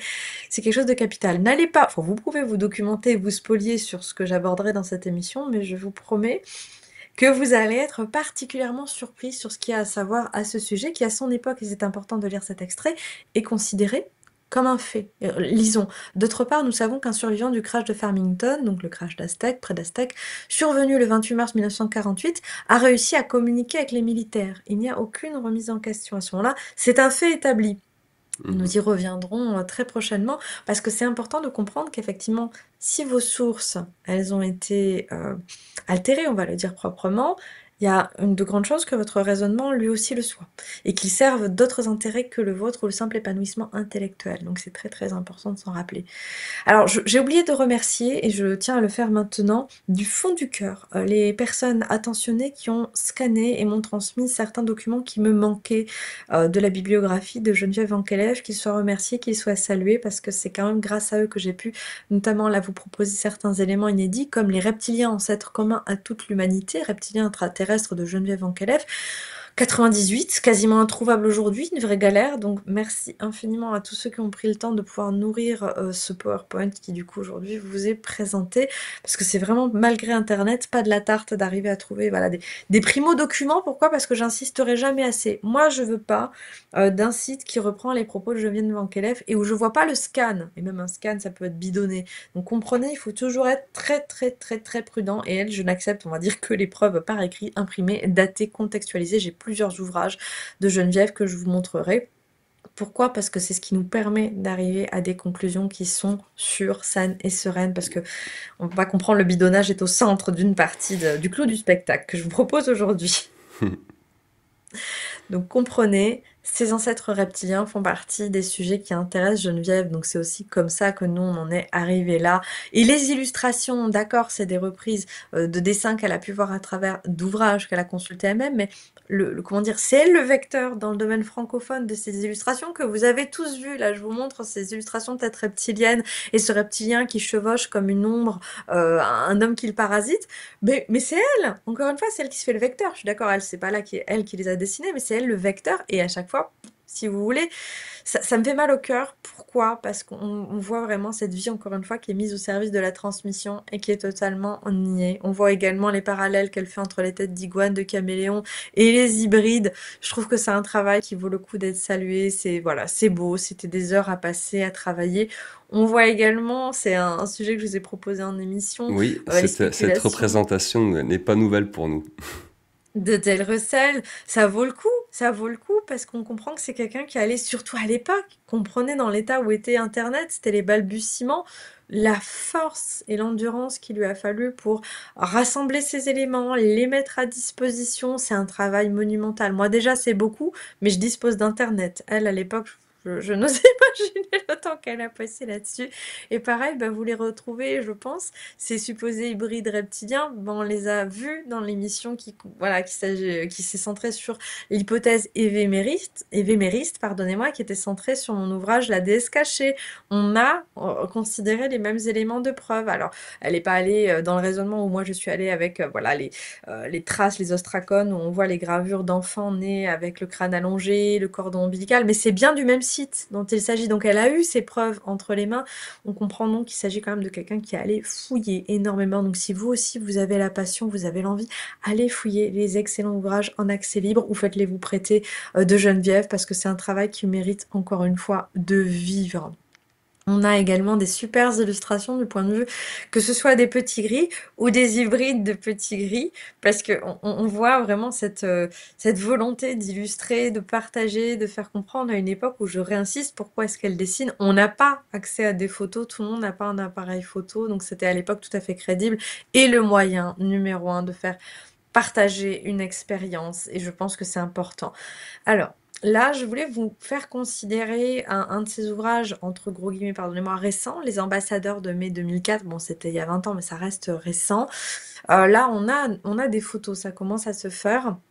Elle a, comme beaucoup de gens dans les années 80, appuyé son propos sur des séances d'hypnose. Je ne veux pas qu'on puisse croire que je veux renvoyer au placard toutes les démarches d'hypnose. Je veux juste vous faire savoir que Geneviève, surtout à la fin, dans les dernières interviews qu'elle a eues, exprime bien le fait qu'elle est soudain elle prend conscience, particulièrement critique face à cette discipline, parce qu'elle se dit, mais en fait, ça fait 40 ans qu'on me dit que les éléments vus sous hypnose vont être prouvés et démontrés, bah, ça fait 40 ans que j'attends, je vois pas le début d'une preuve, je vois pas le début d'un seul de ces éléments qu'on était censé nous fournir. C'est un peu comme la Certa, quand elle dit il y aura une seconde interview, je vous donnerai des preuves. Bah, du coup, il n'y a pas. Du coup, est-ce que Ouais. c'est pas quand même censé jeter un peu de, un éclairage un peu plus critique sur ce qui est apporté, que soi-disant comme des éléments qu'on devrait intégrer comme tels. Et ça, voilà, cette séance d'hypnose qui est reprographiée dans le manuel de 2004, je voulais vous la montrer parce qu'on montre la charge émotionnelle aussi de ces gens et c'est ça qui l'a touchée. Elle se dit, mais ces gens souffrent, ces gens sont, ils ont besoin d'aide, ils ont besoin de comprendre. Et ça, je pense que ça fait partie de la démarche essentielle de Geneviève, besoin de comprendre pour apaiser le cœur de l'homme et pas pour se faire mousser ou pour se faire valoir. Donc c'est important de le rappeler. On a une super illustration que j'ai beaucoup aimée de la Certa, puisqu'on parle d'elle. Je l'ai trouvée absolument adorable, parce que vous vous rappelez, certains l'ont mal pris. Oui, les pulps montrent beaucoup de femmes nues. Bah, c'est pas un jugement, c'est juste un fait établi, je suis Oui, bien désolée. sûr. Ah bah ça fait partie intégrante de l'identité des pulps. Exactement, puis des arguments de com. Et c'est pareil, certains l'ont relevé à juste titre, oui, reptilienne, mais elle n'aurait pas de sein. Je suis désolée, en fait, bon, bah, je reprends toujours cette petite tarte à la crème de l'ornithorynque. L'ornithorynque qui pond des œufs, il allait de ses petits. Jusqu'à preuve du contraire, voilà, on n'a pas retrouvé de en chair un fossile de dinosaure qui pourrait nous permettre d'écarter absolument la théorie selon laquelle peut-être eux aussi allaitaient pour certains leurs petits. Si vous voulez, on peut pas être aussi rédhibitoire, surtout qu'on parle a priori de cryptozoologie, de créatures qui sont pas tout à fait comme nous. Est-ce qu'elle avait des seins? Est-ce qu'ils servaient à allaiter? Est-ce qu'elle en avait seulement une paire? Peut-être plusieurs? Je suis désolée, là on l'a pas sous les mains pour savoir, mais ne vous offusquez pas d'entendre qu'elle ait pu avoir une poitrine et pratiquer l'allaitement. Rien ne s'y oppose. Je reviens encore une fois sur l'ornithorynque et c'est juste de le rappeler pour qu'on puisse se dire oui, bah c'est pas juste parce qu'il y a cet élément-là qu'on doit décrédibiliser l'ensemble du dossier. Ça mérite considération. Donc voilà, elle se livrait quand même à la volonté de diffuser avec des illustrations tant qu'elle pouvait le faire. Alors là, on voit une super illustration des Force Corners, donc elle a traduit littéralement les quatre coins. Les quatre coins, c'est quoi? Lieu d'apparition emblématique aux États-Unis et de survol d'engins supposément extraterrestres ou à défaut d'engins passablement mystérieux. J'ai beaucoup aimé cette illustration, je l'ai trouvée vraiment très jolie, donc je voulais vous la Ouais, proposer. elle a de la gueule. Oui, alors pareil, elle s'est beaucoup penchée sur Dulce. Alors bah franchement là, j'ai pas réussi à la retrouver, mais je sais que je l'ai déjà vue quelque part. L'illustration sur laquelle elle s'appuie, pardonnez-moi, qui serait donc de l'échou, la langue matrice qui servirait aux extraterrestres de la base de Dulce à communiquer avec leurs homologues humains. Je sais que je l'ai vu quelque part, je pense sur des copies du document Aquarius qui circulent en ligne et que j'ai pas pu authentifier, dater, donc je pourrais pas vous en dire plus, mais c'est important de le montrer parce qu'encore une fois, ça fait partie des éléments qui se dispersent après dans la littérature UFO et où personne donne la source. Ben, elle fait partie des primo-vecteurs vraiment de ces trucs-là. C'est capital de le considérer et de comprendre qu'elle s'est fait après complètement effacée, totalement supprimée. Et pareil, au niveau francophone, bah, moi j'étais ravie de pouvoir vous traduire les éléments qui sont liés au site de Branton, etc. Mais sachez que elle, dans le milieu francophone, c'est le premier vecteur de ces éléments-là. Donc pourquoi on s'est intéressé à elle tant Anton qu'à moi? Bah, quels sont ces sujets redondants d'intérêt? Crash d'OVNI, affaire de Montauk, donc je vous l'ai dit, tout ce qui est candidat Manchou ou à défaut, expansion des capacités surnaturelles de l'individu.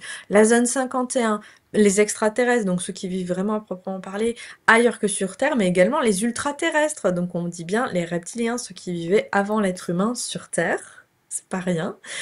Les reptiliens, les grilles, les insectoïdes, le voyage dans le temps et la Terre creuse. Là-dedans, vous retrouvez effectivement l'ensemble des choses qui guident, on va dire, nos désirs de recherche, tant à Anton qu'à moi. Comprenez que c'est une personnalité donc pluridisciplinaire, qui était à la fois guidée par un désir d'un point de vue humain d'apporter du mieux, mais également un désir scientifique d'investigation, pour le dire tout du moins, pour pas dire presque d'inquisition sur certains cas. Alors, qu'est-ce qu'elle a fait, cette Geneviève? Reprenons. Elle a mis sa vie, mais vraiment 54 ans, c'est pas rien, au service de la traduction de ses sources. Elle s'est sans arrêt connectée avec des personnages pivots.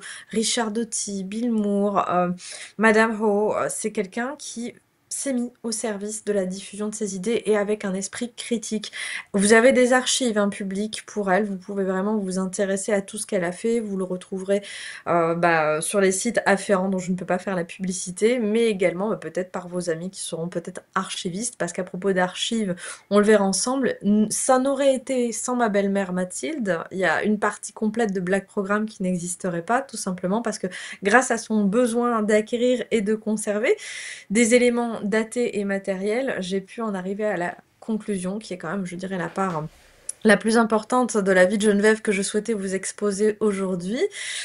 Elle a eu donc plusieurs périodes, Geneviève, et c'est important de le souligner. D'abord, la période, si on peut dire, Dulce Base, dans les années 80. Donc, on en a bien parlé dans l'émission qui est associée. C'est un corpus littéraire qui est vraiment consolidé, voire presque canonique, qu'à l'époque, et même encore aujourd'hui, il est très difficile de questionner parce que certains voudraient le voir comme des preuves rédhibitoires et sur lesquelles on ne pourrait même pas faire œuvre de réflexion. C'est comme ça et pas autrement. Bon, je pense qu'on est plus sûr de la liturgie à ce stade-là.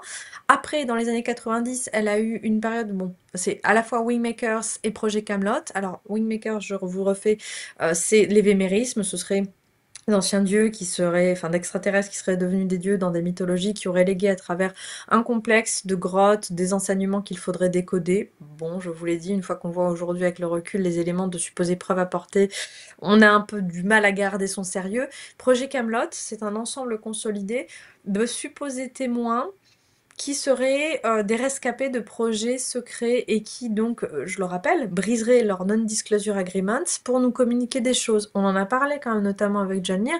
Briser un non-disclosure agreement, qu'est-ce que ça implique? Ben, on finit en prison, voire même on n'a même pas le temps de parler que déjà on se fait...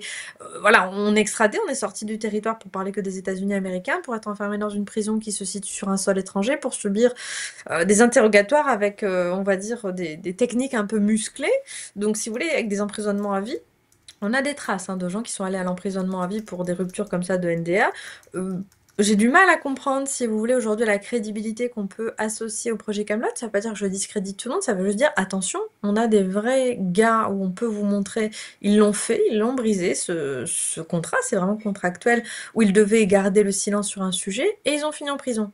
Pourquoi eux, c'est pas le cas? Excusez-moi, juste un élément logique. Pourquoi? Est-ce qu'on peut m'expliquer comment ils arrivent à s'enfuir et à échapper à l'emprisonnement légal? Je parle même pas de l'emprisonnement occulte lié à des Men in Black, je parle juste d'un truc vraiment très très factuel. C'est juste pour vous parler de ces périodes. Moi, j'ai pas la réponse, je ne fais que poser les questions. Et enfin, dans les années 2000 à 2012, la période Confédération Galactique. On en entend encore parler aujourd'hui. À Ah oui, l'époque, c'était on est encore... encore en plein dedans, la Confédération Galactique, Commandant Ashtar, etc. Ça aussi, on est face à un narratif qui est, j'ai pas envie de dire presque marginal dans le milieu ufologique, mais qui est bien présent. qui est bien présent et qui convoque à la fois de la mobilisation de personnes et également de fonds. Moi, ça m'inquiète un peu. Pourquoi? Dans les années 2000 à 2012, qu'on n'ait pas les éléments de preuve, ça passait encore vite fait, pourquoi pas. Mais maintenant, oser me dire que quelqu'un est en contact avec des extraterrestres mais n'a pas la moindre mèche de cheveux ou de babiole technologique, n'importe quoi, le coupe-ongle technologique du futur, j'en sais rien, un truc, moi ça me heurte. Je veux juste appeler ceux qui s'intéressent à ce type de notions à s'interroger, encore une fois, pourquoi on me dit ça? Tout simplement, juste posez-vous la question, pas pour me faire plaisir, pour vous. Pourquoi on me dit ça? Parce qu'à l'époque, c'était très clair, la Confédération Galactique de 2000 à 2012, elle est arrivée pour nous sauver. Vous vous rappelez tous, c'était la fin du monde. Alors, moi, je suis une privilégiée, j'ai subi la fin du monde de 2000, j'ai après subi la fin du monde de 2012, maintenant on parle de 2032. En fait, c'est chouette. Enfin, c'est Ouais, mais parce chouette. que tu dois avoir un petit pied-à-terre à Bougarach, c'est pour ça que tu survis. Voilà. Non, mais clairement, si vous voulez, moi, ma génération se sent particulièrement privilégiée. Puis l'actualité aidant, on a vraiment une petite atmosphère effectivement sous fin du monde. Donc, je ne pas non plus déni qu'on n'ait pas de problème en tant que civilisation. Mais si vous voulez, le côté millénariste, apocalyptique, il est bien, bien là. Posez-vous des questions. Je sais qu'il y en a plein qui me répondent oui, 2012, si la fin du monde n'a pas eu lieu, mais que quand même, on n'a pas vu les extraterrestres qui étaient promis pour venir nous sauver, c'est parce qu'on a prié assez. Oui, si vous voulez, c'est un raisonnement qui est enfermé sur lui-même. Donc, j'ai Oui, plus et rien à puis, dire. On est sur de la croyance, quoi. Il mais y a rien à dire. tu sais, je reviens sur ce que tu disais tout à l'heure, quand des choses sont annoncées par le phénomène, la CERTA qui annonce une deuxième interview, les Humites qui annoncent une crise sociétale mondiale, il y a déjà, je crois, c'était en 2017. Bref, tous ces dossiers qu'on a étudiés sur Nurea, dont on a parlé, et qui annonçaient des choses et qui ne se produisent pas. Chacun en tire les conclusions qu'il veut, mais il y a quand même matière là à mettre sérieusement en doute la crédibilité de ces dossiers. Et peut-être leur usage pour d'autres propos, j'en profite et j'espère ne heurter personne. Ceux qui ont lu Black Programme le savent, mais l'ont peut-être oublié parce que c'est perdu au milieu de toute une foule d'infos. Euh, UMIT, vous savez comment on appelle le renseignement de terrain sous couverture, surtout dans le milieu anglophone? On appelle ça UMINT. UMINT, ça s'écrit pareil, on rajoute juste un N. Donc après, voilà, vous en tirez les conclusions que vous voulez là aussi, mais je dirais quand même que ce milieu, encore une fois, n'est jamais neutre, peut servir de couverture et de déni plausible à qui veut y pratiquer soit du renseignement dans la collecte, soit du renseignement dans la diffusion d'éléments plus ou moins cryptographiques. Et c'est juste important de le rappeler à nos auditeurs. Parfois, ceux avec qui vous pensez avoir une discussion tout à fait intéressante et normale sont en réalité en train de faire autre chose, parce que récolter des informations sur des appareils classifiés, données de bonne foi par des témoins qui pensaient être voilà, témoins d'OVNI, bah c'est super fastoche, vous créez juste des associations et vous attendez que les gens viennent à vous, et c'est même pas illégal de le faire, même en territoire ennemi ou adverse ou à l'étranger, ouais, c'est même pas de l'ingérence du point de vue politique, puis vous avez le droit d'avoir des croyances sur les extraterrestres, si vous voulez, on est dans le contexte du déni plausible maximal, donc encore une fois, demandez-vous toujours pourquoi on me dit ça, pourquoi on veut me faire ça, c'est capital. Et c'est ce qui est arrivé à Geneviève. Et c'est pour ça que je vous en parle. Geneviève, passé 2012. Avant 2012, il y a vraiment le discours, ah bah ils arrivent, moi on me l'a promis, ça fait 40 ans que je suis là. Oui, c'est-à-dire qu'elle Euh, elle est à fond dedans, la c'est tête dans le guidon, ça. et je collecte de l'information sur tout ce narratif OVNI. C'est ça. Et vous verrez ce que j'ai dit va se passer, j'ai des preuves et ça fait longtemps. Et là, après 2012, il y en a, voilà, il y a eu une interview Capitale après 2012 où elle dit, mais moi, ça y est, moi j'ai compris. On est dans un milieu vraiment régenté par le business. On est vraiment dans un milieu avec des petits arrangements entre amis. Ça y est, on n'a plus besoin de me la faire. Moi j'ai compris, 54 ans de métier, on n'a plus rien à m'apprendre. Et ça, c'est assez dur, parce que ce qui est bien, c'est que ça l'a pas complètement désolée, elle s'est pas dédiée de toute sa littérature, elle n'a pas renié son héritage, mais ça a été un coup super dur. Surtout qu'après, bah, qu'est-ce qu'elle s'est fait? Elle s'est fait bien ostraciser. Donc elle a eu double peine, la première mort de la déception, la seconde mort de déni total de qui vous êtes, ce que vous avez fait, de votre contribution. C'est quand même hyper raide, donc j'aimerais qu'on se rappelle aussi tous ensemble que les personnes jetables, surtout dans ce milieu, bah, on en a plein. On est en plus dans une civilisation qui est en train de nous vendre le projet de la personnalité jetable. Non, vous avez affaire à des gens, à des chercheurs, dont elle qui a consacré toute sa vie, son temps libre et sa maigre, je pense, pension de professeur, à investir dans la diffusion d'infos dans lesquelles elle croyait véritablement. Un peu de respect, quoi. Et c'est important de le souligner parce que j'ai été particulièrement outrée de voir le traitement médiatique, à la fois sur la fin de sa vie, mais également à titre posthume, c'est-à-dire le déni total de son existence. Moi, ça, si vous voulez, en tant qu'être humain, ça me convient pas parce qu'on sent à la fois des valeurs et puis d'autres choses. Moi, j'en arrive enfin au sujet que je voulais aborder avec vous et qui est capital pour comprendre Geneviève. Je pense qu'on a affaire à un agent du renseignement et de la cryptographie. C'est une évidence qu'elle pouvait pas parler, qu'elle a fait ce qu'elle a pu. Alors peut-être que le point final et la vraie révélation serait qu'elle ait été en contact avec quelqu'un dont elle se faisait le véhicule du propos, mais non. Pour moi, clairement, c'est elle. Et alors, encore une fois, il m'aurait fallu l'appui de sa famille ou l'accès à des documents déclassifiés de la part des services du renseignement français, mais je pense qu'on est encore sur les activités qui nous touchent dans l'actualité internationale, donc ça sera déclassifié pas avant 40 ans, je pense qu'on a un peu de marge encore, mais clairement, regardons ensemble les célèbres anonymes auxquels elle a servi de tremplin et qui parlaient à personne d'autre, hein, que à elle, c'est quand même assez magique. On a Philémon, Jean Dragonera et le commandant X. On arrive avec le commandant X, vous inquiétez pas. Philémon, bon, on va pas trop en parler parce que bon, je connais bien les petits zigotos qui du fond de leur chapeau vont se dire, ils vont sortir là dans les commentaires, c'est moi Philémon, super, bah donc vous avez attendu vachement longtemps pour vous pour ressusciter, c'est vraiment dommage, et puis il faudrait me porter des preuves bien costaudes pour arriver à me faire avaler que vous êtes Philémon, Jean Dragonera ou le commandant X. Ça va falloir vous lever de très très bonne heure parce que voilà, ce qu'ils, eux, ont montré dans les articles mis à disposition de soi-disant leur plume par Geneviève, au niveau de la réflexion stratégique militaire, technologique, vous avez du lourd. C'est quelqu'un qui parlait plusieurs langues, c'est quelqu'un qui avait toutes les raisons par cette connaissance, par les liens qu'elle avait sur la scène internationale et par la couverture attribuée par son métier d'enseignante pour pouvoir exercer en tant qu'agent du renseignement. Elle avait tous les éléments pour, et elle insiste avec une malice, en tout cas moi je pense que c'est de la malice. Moi je suis pas ingénieure, vous savez, moi je suis pas scientifique souvent, et je me dis mais quelle est la meilleure couverture du monde que d'affirmer comme ça à plusieurs reprises et en faisant intervenir de célèbres et illustres inconnus anonymes voilà, sous sa plume. C'est quand même extraordinaire. Pour moi, c'est pas le relais discret de scientifiques qui cherchent à faire des révélations extraordinaires. Je pense que c'est elle, le porteur des révélations extraordinaires, et qu'elle cherche désespérément à dire coucou, regardez ce que je sais. Philémon a été une première couverture, si on peut dire ça comme ça. Jean Dragonera, bon, Dragon, je vous la refais pas, tout ce qu'on s'est dit à propos des dragons Mhm. et de la cryptologie et de la cryptographie par rapport à John Lear, encore une fois, n'hésitez pas à reconsidérer cette émission si vous ne l'avez pas Ça vue. revient tout le temps, cette allusion Ouais. au dragon. C'est- Et ça colle au niveau des époques, voilà, ouais, cette appellation pour un agent du renseignement spécialisé en cryptologie, cryptographie, ça colle, c'est les bonnes années. Donc si vous voulez, ça fait vraiment coucou, regardez-moi, je vous balance des signaux pour ceux qui savent. Et c'est extraordinaire parce que c'est cohérent, c'est toujours sur des déclassifications. Là, je vous propose un exemple lié à un B2. À l'époque, dans les années 90, parler d'un B2, c'était faire preuve d'une érudition exceptionnelle. Aujourd'hui, maintenant, vous le savez grâce à Internet et même à l'actualité. Moi, quand j'ai commencé à m'intéresser au B2, c'était déjà encore un peu chaud il y a quelques années. Maintenant, c'est pignon sur rue parce qu'on est oui. passé à d'autres technologies. Mais pour elle, dans les années 90, c'était vraiment prendre un risque considérable. Parler de ça, c'était vraiment risquer de voir soit les Men in Black, soit quelqu'un débarquer chez soi. C'est pas rien du tout. Alors enfin, on va pouvoir parler du commandant X. Alors le commandant X, bien sûr, on le retrouve en 96 par rapport à des photos qu'elle aurait reçues liées au projet de Montauk, mais également bien avant. Alors là, vous avez donc Philémon, je vous en parlais, ok, pas de problème. Mais Attends, ce qui est vraiment... est-ce que tu peux nous Ouais. montrer un peu plus... Ouais, top, merci. Et là, surtout, celui que je vous ai évoqué en tout premier lieu. Alors pourquoi il m'intéresse celui-là? Parce que j'ai quand même pu... Alors je vais juste me permettre de cacher le nom de ma belle-mère.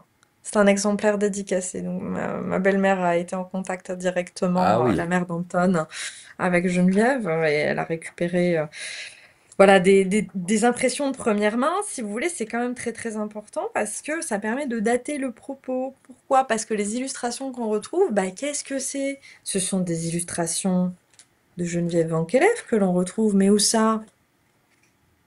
Alors là, c'est l'édition française, mais je peux vous garantir que la première édition en langue anglaise, elle est également après l'édition de celui-ci, que je tiens donc en main, qu'on n'a pas pu contrefaire, qui peut pas être le résultat d'un scan bidonné sur Internet. Bah, donc qu'est-ce que ça en gros, les implique? croquis du commandant X dans son livre sont ceux de Geneviève Van Kelef. Et ouais, d'un livre français, francophone, qui a eu son petit succès, j'imagine, en Oui, mais territoire somme français, toute mais relatif et qui est pas allé jusqu'aux États-Unis. ah voilà, c'était tellement facile. Et si vous voulez, moi qui ai eu les dates, et comme pas mal de choses, et vous le verrez dans mon prochain ouvrage, juste regardez les primo-documents. Regardez les dates et les primo-documents, et soudain, tout s'explique sur les motivations des uns et des autres. Là, j'insiste. Par contre, Geneviève, et vous l'avez compris, dans une émission qui est autant à sa gloire presque, vous l'aurez compris, elle a toute mon admiration, et je pense sincèrement que c'est un agent du renseignement qui a œuvré dans une part active pendant une grande partie de sa vie.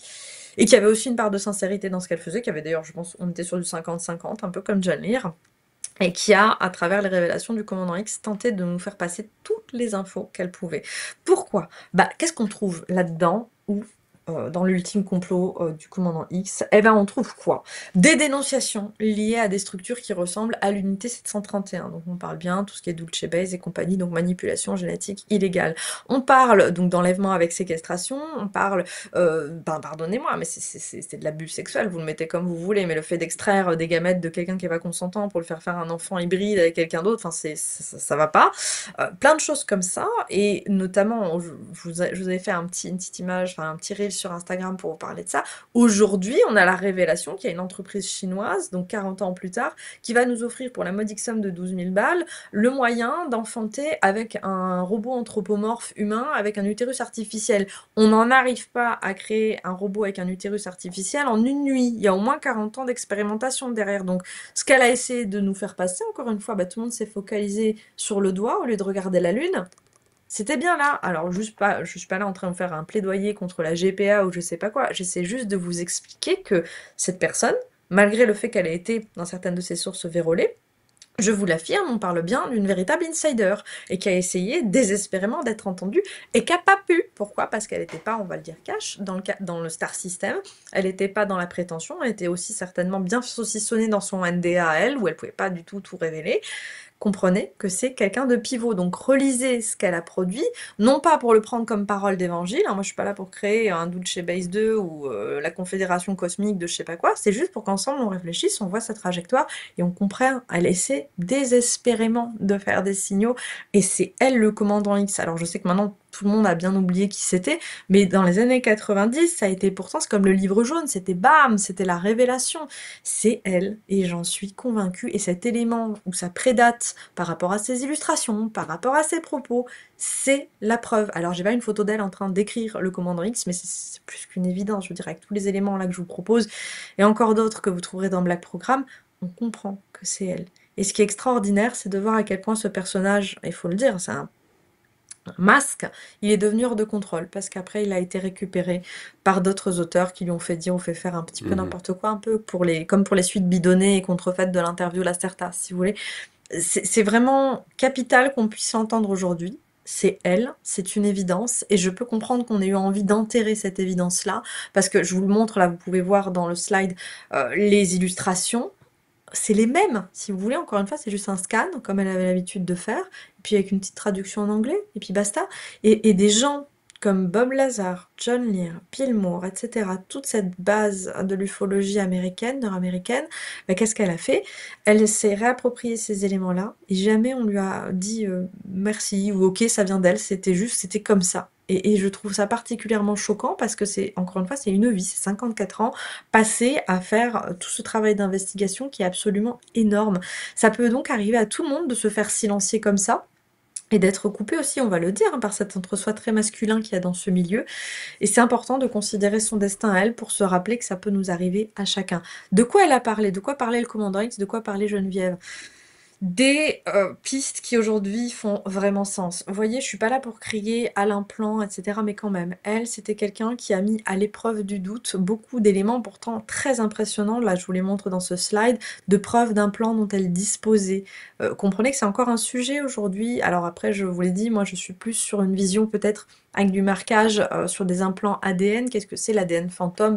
C'est comme ça qu'on protège, je pense que certains le savent pour avoir lu mes livres, des biens de grande valeur, c'est-à-dire que par exemple un convoi, pour ne citer que la marque d'Apple, qui vaut parfois plusieurs millions, qu'est-ce qu'on fait? On l'étale dessus et c'est totalement invisible de l'ADN fantôme. Qu'est-ce que c'est? C'est un marqueur, c'est comme pour une scène de crime, vous ne pourrez pas vous l'enlever si facilement, c'est impossible une fois que vous l'avez touché avec votre corps de vous l'enlever. Et quand vous serez passé, c'est comme avec de la lumière bleue, on verra que vous avez été en contact avec ce C'est un produit. marqueur. C'est ça, tout simplement. Invisible, totalement invisible, inodore, incolore, vous pouvez pas savoir que vous l'avez sur vous. Je suis plus favorable à ce type pour du traçage, de puçage, si on peut dire, parce que c'est inodore, incolore, et il n'y a pas d'effet secondaire à ma connaissance. Donc si vous voulez, si je devais moi organiser ce type de choses, c'est par là que j'en passerai. Et pour des implants, par contre, plus profonds, comme ceux qui sont son sujet d'étude à elle, pourquoi pas, mais je vais vous dire un truc. Moi, les seuls qui m'intéressent, c'est ceux qui sont liés nasales, pardon pour le détail, c'est pas Jojo, rectal, et toutes ces zones-là, on en parlera dans OVNI parce que ça a du sens d'un point de vue scientifique. Tous ceux qui sont dans le pied, dans le genou, je sais pas où, pourquoi pas, mais c'est vrai que, et c'est là le cas que je vous expose dans les photos qui sont à votre disposition là, elle explique qu'il s'agit de matériaux qui a priori étaient composés d'éléments biologiques, alors on ne sait pas, et c'est là très important de le rappeler dans les ovnis, dans les implants, pardonnez-moi. Quand vous avez un corps étranger, notamment pendant longtemps, il y a une calcification avec les sécrétions de votre corps en fait qui se forment autour, celles qui ont des implants d'hormones, pardonnez-moi, contraceptifs le savent particulièrement. Quand on le retire, il est pas, je sais pas, c'est pas une sorte de pilule qu'on met et qu'on retire. Il y a des sortes de choses gluantes un petit peu autour parfois, et on peut pas dissocier parfois l'implant artificiel de toute la calcification de votre corps et des sécrétions qui sont autour. Là, c'est le cas des éléments que j'apporte à votre connaissance. Et c'est vrai qu'elle s'est beaucoup posé la question, et à l'époque, il y avait des difficultés. On n'avait pas d'appareils plus spéciaux dans le domaine, on va dire, civil pour pouvoir pousser l'analyse. Elle se dit, est-ce que c'est une calcification ou est-ce que c'est vraiment un implant? Donc, entre preuve et doute, c'est quelqu'un qui a toujours essayé de garder un équilibre qui était très important. Et surtout, bah, pourquoi? Et souvent, c'est la première chose qu'elle se pose, et je vous l'invite toujours à vous la poser. Pourquoi est-ce qu'on aurait fait ça? Même elle, elle a couru après cette question, et voilà, elle s'est retrouvée à la fin de sa vie en se disant, mais est-ce que tout ça, c'était pas un miroir aux alouettes? Est-ce que c'était pas destiné à détourner l'attention? J'insiste, c'est quelqu'un de très lucide, surtout à la fin, donc cette fameuse période post-2012 où la méfiance, pardonnez-moi, est croissante, et où elle a notion enfin des petits arrangements et on va dire le business, hein, qui a vraiment complètement vérolé ce milieu-là. Je dis pas qu'il faut être que bénévole pour être crédible, je vous dis juste attention, encore une fois, à la politique de sensationnalisme dans laquelle se retrouvent embarraguées les personnes qui essaient de vivre sainement de ce type de recherche. Les projets MK, je vous l'ai dit, sont sa marotte, c'est comme mon talk. Mais surtout, en fait, on voit des choses qui encore aujourd'hui se retrouvent dans le vocable, ou on va dire plutôt dans les lieux communs partagés avec le milieu UFO, notamment ce qu'elle dit là, le projet M4 dévoilé par Duncan O'Finian. J'ai rien contre lui, hein, je vous le Le dis tout de fameux dont suite. je parlais tout à l'heure et Ah, auquel voilà. nous avions consacré une mini-vidéo il y a déjà un paquet d'années. J'ai rien contre lui, hein, j'ai rien contre non plus toutes ces histoires avec l'hydre, si ce n'est que ça me fait penser à un dessin animé qui date des années 80, je sais plus comment ça s'appelait ce truc, il y avait un mec qui s'appelait le rhinocéros, je sais pas quoi, bref, un peu à la entre James Bond et voilà. Bref, vous voyez un truc un peu de seconde zone, ça vient de là, je suis désolée après l'appellation aujourd'hui, je sais que c'est considéré comme un truc hyper crédible, pour moi ça tient d'un scénario de dessin animé pour enfants des années 80, bref, ça viendrait de lui cette déclassification? Non, je suis désolée. Moi, voilà, quand je vois Geneviève qui a pu relayer des infos comme ça et qu'après, encore aujourd'hui, on les retrouve dans la littérature, ça ne va pas. Je vous remets un extrait ici de Black Programme. On voit que déjà, il n'y a pas un projet MK, il y a des projets MK. Et leur déclassification, pardonnez-moi, vient de documents comme celui que je vous propose là en reprographie, qui était déjà disponible à l'époque, et qui aurait dû être utilisé comme primo source. Faut arrêter, parce que sinon, qu'est-ce qu'on fait? On crée du folklore. J'ai rien contre le folklore, j'adore les légendes, j'aime bien le patrimoine national de tout un tas de pays, mais faut distinguer entre le folklore et puis les faits. C'est hyper important. Donc encore une fois, si vous vous intéressez au projet MK, pardonnez-moi, ça c'est la source. Le reste, bah c'est bien, pourquoi pas que des gens aient envie de se réapproprier. Et j'ai rien contre ces imprécisions, parce qu'elle a fait confiance, et c'est bien ce qu'elle dit en 2012. Moi, j'ai fait confiance, j'ai fait ces productions à mes frais, j'ai fait ça pour les autres, et je réalise que ces sources, elles étaient un petit peu vérolées, et qu'aujourd'hui, elles servent encore de base. C'est pour ça que je voulais vous les présenter comme telles, qu'on puisse à la fois célébrer le mérite de cette femme, mais qu'on puisse également souligner les erreurs peut-être volontaires et les imprécisions certainement volontaires que certains ont voulu glisser pour pouvoir tirer la part belle de certaines supposées révélations. Encore aujourd'hui, ça se répète. Pourquoi? Parce qu'on va bien le dire, il faut enfoncer des portes ouvertes, ça fait mal au cœur, mais c'est comme ça. Il y a des gens qui surfent sur ce qui marche, et puis c'est ça qui leur plaise, et peu importe que ce soit sensé, intéressant ou quoi, c'est juste du marketing. Donc encore une fois, demandez-vous pourquoi on me dit ça, et qu'est-ce qui se passe. Donc s'il y a une organisation qui vous paraît douteuse, ou même moi, si mon discours peut-être parfois vous met mal à l'aise, bah, vous fuyez. Ou que ce soit dans un truc où vous dites ça va pas, vous fuyez. On doit se retrouver le droit de fuir et de pouvoir se sentir libre de sa pensée. Pourquoi? Parce qu'aujourd'hui, dans l'époque où nous nous trouvons, et où Geneviève aurait beaucoup apprécié vivre pour pouvoir mener ses recherches, on est face à des instruments comme celui que je vous propose là en capture d'écran, qui peuvent vous faire croire des trucs qui sont pas vrais. Et c'est hyper important. On vous parle beaucoup de psychose induite par les LLM, donc voilà, ce qu'on appelle aussi les AI, qui savent soi-disant réfléchir. Elles n'ont d'intelligence que le nom. Hein. On le redit, c'est important. Pourquoi? Regardez la question que je pose. Geneviève Van Kellef a-t-elle cité un jour Anton Parks, ou, pardonnez mon typo, fait référence à ses livres ou quoi que ce soit lié à cet auteur? Je n'ai trouvé aucune source fiable attestant que Geneviève Van Kellef ait jamais Ouais. mentionné ou fait référence à Anton Parks. Roulement de tambour, évidemment, je vais vous démontrer le contraire. Mais vraiment, la liberté de penser et votre santé d'esprit, c'est votre bien le plus précieux. Donc encore une fois, pourquoi on vous dit ça ou comment on vous le dit, c'est important. Et là, j'ai pas la réponse à vous donner pourquoi cet outil-là m'a dit que c'était pas le cas. Je pense que c'est juste une base de données qui est pas assez étendue et qui est toute pourrie, un mode de raisonnement qui est mauvais. Je pensais qu'il y a une intention volontaire de brouiller. Quoique, moi, il faut quand même que je vous explique quelque chose. J'ai eu recours pour le prochain ouvrage à un logiciel d'illustration qui se base sur le même genre de choses que voilà, ce logiciel-là. Il était dans le déni total d'une hypothèse qui ressemblait à un dessin breveté que j'essayais de réaliser, parce que ça concerne des technologies qui sont classifiées. Donc il y avait une mesure de contournement, on appelle ça, c'est-à-dire il est programmé pour ignorer quelque chose. Je vous dis pas que là, ce que j'ai utilisé est programmé pour ignorer Anton Parks ou Geneviève, mais je dis que ça mérite réflexion quand même, que tous ensemble on puisse se Ah ouais. poser la question. Donc, en tout cas, ne pas prendre comme source infaillible ce que peut vous balancer une IA, parce que là, tu nous prouves que c'est pas le cas. Enfin, tu vas nous le démontrer. Encore une fois, et comme je vous l'ai fait pour la Certa, où c'était vraiment un raisonnement enfantin, ça relève de ses bases de programmation, c'est-à-dire il y a un document, tu es censé le comparer comme un enfant qui lirait un texte à un autre, et tu vois qu'il y a une équivalence. Si elle n'est pas capable de le faire, c'est que soit vous êtes face à une mesure de contournement, soit une pauvreté de ses sources. Donc dans les deux cas, c'est mauvais quand on se targue d'être intelligent. Je crois pas trop à la pauvreté des sources. Moi non plus. Quand on, sur d'autres sujets totalement anodins et lambda, on interroge ce type d'IA, on est assez bluffé de sa capacité à aller chercher de l'information, la recouper. Et là, sur ces thématiques-là, on tombe sur des buzz. Exactement. Donc voilà, j'essaie de vous inviter à votre propre réflexion. Vous avez les éléments, vous en faites ce que vous voulez. On voit dans le manuel, ou en tout cas le livre qu'elle a auto-édité qui s'intitule, pardonnez-moi, L'Hydre de Geneviève Vankelef en 2010. Donc, il y a marqué en toutes lettres Anton Parks, Gina Bull, Anton Parks à plusieurs reprises. Je suis Ouais. désolée. Même moi, voilà, encore une fois, c'est enfantin. Vous pouvez voir qu'elle en parle. Donc, pardon, mais là, encore une fois, ce logiciel a tort. Et c'est pas une occurrence, il y a au moins deux occurrences. Donc je suis désolée, y a pas droit à l'erreur à ce moment-là. Donc encore une fois, posez-vous les questions par rapport aux mesures de contournement, par rapport à la silenciation qui est faite sur certaines personnes, sur certains sujets. C'est capital de se toujours se dire, mais pourquoi est-ce qu'il y a ce silence?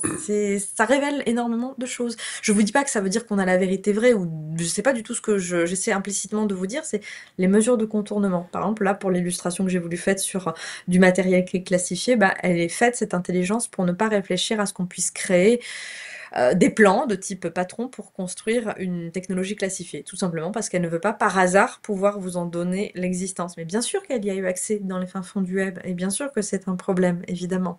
Donc la nature des sources, encore une fois, c'est capital. Et pour Geneviève, c'était à la fois, j'insiste, je pense, une information, une veille d'information civile, mais également d'ordre du renseignement. C'est une évidence pour moi. Vu le caractère prolixe de ses recherches, vu le caractère prolixe, l'intensité qu'elle mettait dans ce qu'elle était, dans ce qu'elle faisait, c'est une évidence. On parle de quelqu'un qui a œuvré pour le renseignement et qui a œuvré carrément bien. Elle a même dit quelque chose, et on en parlera très prochainement, qu'elle n'a jamais développé et qui aurait mérité, ou alors elle l'a pas fait par pudeur, je ne sais pas. À propos du MJ12, je tiens à vous lire quelque chose. Le but du MJ12, repérage par radar et identification au Centre d'opération de la Défense et de l'Espace, établi en 1953 de façon à cataloguer, inventorier et archiver les satellites naturels et artificiels opérant autour de la Terre. Je vous laisse avec ça. On en reparlera très bientôt, mais c'est pas rien. C'est une piste énorme levée par Geneviève, et considérant son intelligence éléphantesque, je ne peux pas croire qu'elle soit passée à côté. De la même manière, nous parlions des AI. De quoi parle-t-elle en 2000? Faites pas gaffe à l'acronyme, aujourd'hui c'est pas celui-là. La technologie Olin connaîtra les présences et les intérêts de chaque individu. Lié à son réseau, et dès l'année 2016, il sera plus répandu que le téléphone au XXe siècle. Désormais, le réseau sera contrôlé par des individus, et les producteurs de services et de programmes seront soit esclaves, soit en opposition avec les individus. Excusez-moi, l'individu aura besoin de définir soigneusement ses désirs d'apprentissage et d'éducation, où la technologie Olin ne délivrera que ce qui est indésirable. On parle de quoi là? On parle des algorithmes, Elle évidemment. elle l'annonce en 2000. En Oui. 2000, on n'était pas dedans. Il y avait Internet, mais on n'était pas dans les algorithmes. Tu sais, On n'était moi, pas dedans. aujourd'hui, Ah on ouais, parle du dieu algorithme. je Enfin, sais. moi, souvent, c'est rien de religieux, mais on est face à une Mm. toute-puissance de l'algorithme Oui. qui conditionne tous nos comportements et nos accès sur le web. Oui. Et même, je veux vous dire, si vous avez droit d'emprunter ou pas, mais ça, c'est pas nouveau. Donc, comprenez que ça détermine non seulement ce que nous croyons, mais comment nous pouvons agir dans la matière. Donc, quand tu parles d'une déification, c'est pas rien, c'est vrai. Et je vais te dire, quand tu dis oui, on ne le savait pas en 2000, une frange de personnes le savaient, notamment dans le renseignement, et c'est ce que je mets à jour dans OVNI. Donc, encore une fois, je ne suis pas dépourvue d'arguments pour soutenir cette hypothèse. Il me manquerait juste une fiche de paye de la part des services afférents. C'est la seule chose qui me manque, Ouais. je vous avoue, à ce stade. Et on voit, mais regardez la vivacité d'esprit de cette femme qui a soulevé ce point-là. Excusez-moi, mais moi, ça m'émeut, ça me touche parce qu'encore une fois, on l'a mis dans une poubelle, paf, comme ça, et basta. Alors que c'était vraiment une tronche. Pareil, quand elle s'est intéressée au matériel qui était en usage lors des abductions, pardon, on va reparler de trucs pas jojo, deux machines qui s'insèrent dans le rectum et d'autres dans la bouche et qui sont électrifiées. Alors, tatatin, roulement de tambour, on en parlera dans OVNI là aussi, mais c'est pas rien. C'est absolument énorme. Le fait qu'elle ait eu la présence d'esprit de noter ces éléments logistiques montre à quel point sa réflexion était poussée, était avancée, et à quel point elle avait accès à des sources qui sont radicalement déterminantes. Et enfin, nous pourrons voir avec un état d'esprit, voilà, 40 ans plus tard, désolé, mais avec tout ce recul, 40 ans après les premières allégations de Geneviève, dans OVNI, je vous apporte le point final, la cerise sur le gâteau. Elle s'est posé la question, pourquoi de telles expériences? Elle a cherché la réponse toute sa vie. Là, je vous propose l'illustration sur la chaise de Montauk, c'est pareil. Bon, sous la chaise des bobines de Tesla, j'ai rien à vous dire d'un point de vue scientifique. Bref, on pourrait passer des heures à tout ce qu'elle nous a fourni comme élément de réflexion, mais voyez comme ça, pardon, mais ce stéréotype après a conditionné tout le reste de la littérature ufologique, même au niveau hollywoodien, hein, je suis désolée, ça conditionne. Et comprenez que c'est passé à travers elle, comprenez tout ce qu'elle nous a fourni. Pareil, là, on a des mentions liées, on en a parlé de la Vrocar, mystérieux hélicoptère est lié aux mutilations. Elle vous montre donc ce qu'elle appelle un AROD ou un RPV. Je suis désolée, il y a dedans une mention, on va la lire ensemble. Les RPV, donc ces fameuses soucoupes allongées et autonomes, comprennent ainsi un robot de surveillance. On va en parler très bientôt de ça. On va en parler très vite et très bien parce qu'il y a un niveau d'enfumage à ce sujet sur Internet qui dépasse la stratosphère. Encore une fois, moi si je vous dis ça, c'est pas pour me faire ma maline, c'est pour qu'on récupère tous ensemble notre liberté de penser tranquillou et qu'on arrive à mettre de la distance avec des gens qui arrivent avec leur diplôme, leurs jalons, leurs galons et disent oui, moi je sais que et je vais vous révéler, mais la révélation elle vient jamais. Moi je vous assure, j'ai le matos et je peux le faire. Et je comprends pas que d'autres l'aient pas fait avant, donc encore une fois, là, ce que je dis Geneviève, ça relève d'un niveau d'accès à des données de renseignement hyper élevé pour l'époque. Il n'y avait aucune raison qu'elle ait accès à ça. Donc encore une fois, je vous maintiens, cette femme est une initiée. Pareil, quand elle s'intéresse dans ses AROD et compagnie à l'énergie libre, à la propulsion par antigravitation, c'est énorme. Ça touche à des sujets qui, encore une fois, vous allez les retrouver dans OVNI. Et c'était précurseur. Cette femme, c'est une tête. Elle avait anticipé tellement de choses, levé tellement de lièvres.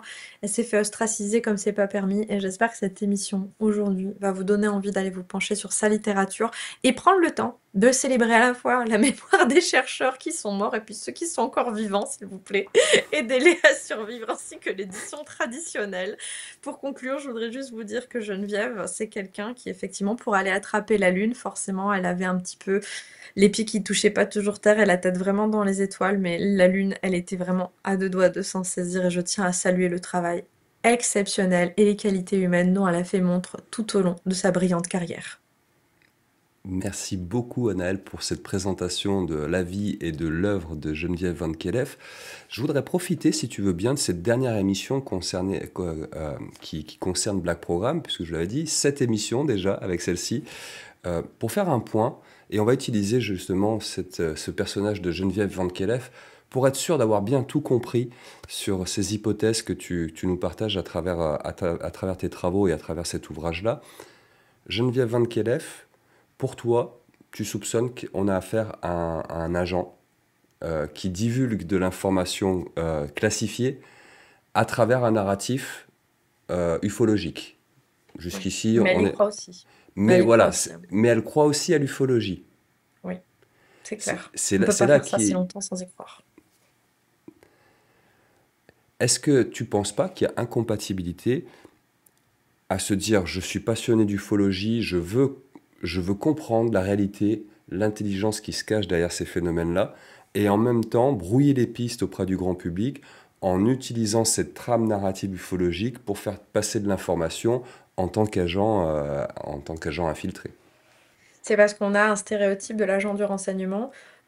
calculateur, malveillant et avec un ordre de mission. Pardon de vous le dire, ça peut faire mal, mais il y en a plein, des agents du renseignement en total roue libre, hein. Sinon, de toute façon, je vais vous dire, la diplomatie serait pas dans l'état où elle est aujourd'hui. Donc, il y a des gens qui font passer aussi leurs intérêts personnels avant, leur curiosité personnelle aussi avant. Et Geneviève, je pense que c'est quelqu'un qui a été placé là pour surveiller ce qui se disait dans le milieu UFO, qui tendait des petites perches pour voir qui, c'est quoi, où, quand, comment, mais qui a jamais, et qui était hyper rationnel, mais qui a jamais congédié dans sa tête l'hypothèse extraterrestre. Parce qu'il serait malsain d'un point de vue intellectuel, si on est vraiment juste scientifiquement intéressé par la question, de congédier une hypothèse sous prétexte que ça fait pas sérieux. Je suis fondamentalement convaincue dans l'approche qu'elle a, on voit de l'honnêteté, où elle se dit, si c'est des extraterrestres, il y a une vraie faction de salopards qui est en train de saccager la santé mentale et physique de l'humanité, et il est mon devoir d'apporter des preuves pour éclairer qui fait quoi ou quand comment. Et ça, c'est clair, on le voit à travers cette littérature. Là où on voit qu'il y a emprise, et où elle a pu tomber sous emprise, et ce qui n'empêche, on peut être un agent du renseignement, je pense, exceptionnel, et tomber sous l'emprise de certains mouvements qu'on pourrait qualifier de sectaires, notamment, je pense, à ce qui lui est arrivé avant la période de 2012. Je pense sincèrement qu'à un moment, face à toutes les horreurs auxquelles elle a été confrontée, et peut-être aussi, faut le savoir, je pense qu'elle a vécu toute sa vie, on peut pas parler sous couverture, puisqu'elle était vraiment qui elle était véritablement enseignante. Je pense il y a un moment aussi, la solitude a dû être trop dure, elle a eu besoin de s'entourer, et ce qu'elle a trouvé pour s'entourer, c'était ce ferment, on va dire la communauté galactique de son époque, voilà, où elle s'est dit, bah là, je trouve des gens qui partagent cette opinion, et eux, ils ont l'air d'avoir la solution, donc faut que j'ai foi. Je suis désolée, comprenez, un agent du renseignement, c'est quelqu'un qui a une foi aveugle en sa hiérarchie. Vous avez un officier traitant, ou plusieurs dans la hiérarchie, et vous lui obéissez au doigt et l'œil, quoi qu'il vous ait dit, même si vous dit, pardonnez-moi, bah, va tuer ton amoureux, bah t'y vas parce que c'est comme ça que ça marche. Et enfin, pardon, on n'est pas toujours dans un permis de tuer, mais comprenez en termes de radicalité, le niveau de confiance que ça implique. C'est vraiment un abandon total, parce qu'on ne doit pas disposer de l'ensemble des informations, sinon on est capable de faire des choix. Enfin, c'est juste vraiment de la stratégie, et tu ne dois pas faire passer ton truc personnel à toi avant ton ordre de mission, donc tu es forcément maintenu dans l'ignorance d'une partie des données. Comprenez que Geneviève, je pense qu'elle est partagée entre deux choses, une conviction vraiment personnelle et profonde de l'existence des extraterrestres, de son devoir en tant que patriote de lutter contre leur immixtion, leur ingérence dans notre société. Et d'autre part, que c'est quelqu'un qui a œuvré à la traduction de documents hautement classifiés et à la recherche d'essayer de voir, dans le monde de l'ufologie, qui sait quoi, où, quand, comment, et de faire remonter l'info. Son ordre de mission, c'est vrai que c'est sexy, hein, quand on dit agent du renseignement, on imagine James Bond, du coup de Geneviève, ça y est, on la voit avec sa robe, vous savez, échancrée, derrière le dos nu, le collier de perles, dans un casino avec une clope. Non, c'est pas Non, ça. c'est pas Hein, ça. c'est un peu moins glamour. Désolée, mais le vrai agent, c'est pas ça son quotidien, en tout cas pas à ma connaissance. Ben, merci pour cette précision, Anaël, qui nous permet d'y voir plus clair. Merci encore pour ces 7 émissions que tu nous as proposées sur ce livre Black Programme OVNI et base souterraine. C'est un plaisir et un honneur, je Et le dirai jamais assez. ben, écoute, le plaisir est vraiment partagé et moi j'ai hâte d'être à cet automne pour de nouvelles émissions en ta compagnie. Surtout hâte de découvrir ce livre, OVNI et extraterrestres au service de l'État. Moi je vais le dévorer dès sa sortie et je suis vraiment heureux et très très honoré que tu viennes repartager avec nous des dossiers de cet ouvrage à venir sur notre antenne. Hâte d'être à cet automne pour de nouveaux partages et encore une fois un immense merci à toi. Merci à vous et merci à tous les Nuréens qui auront pris le temps de, voilà, de consacrer quelques instants à la belle vie de Geneviève. Et j'insiste, j'espère vous avoir donné envie de lire en premier lieu tout ce qu'elle a écrit pour retracer dans votre cœur son évolution et comprendre qu'on peut tous devenir Geneviève, vraiment. Et savoir tirer les conséquences justes de cette très belle trajectoire de cette érudite au grand cœur, vraiment. Merci beaucoup, Anaël. Les Nuréens, merci à vous d'avoir suivi cette émission. Je vous le rappelle, cet ouvrage, on en a beaucoup parlé au cours de l'année écoulée, Black Programme, OVNI et base souterraine. Si vous ne l'avez pas encore lu, foncez. On se retrouve très très rapidement sur Nurea TV pour de nouvelles explications, de nouvelles découvertes. D'ici là, prenez soin de vous les amis. Et surtout, n'oubliez pas, n'est-ce pas Anaël, on garde les pieds sur terre et la tête. Dans les étoiles! Tout est dit. Prenez soin de vous. Ciao tout le monde.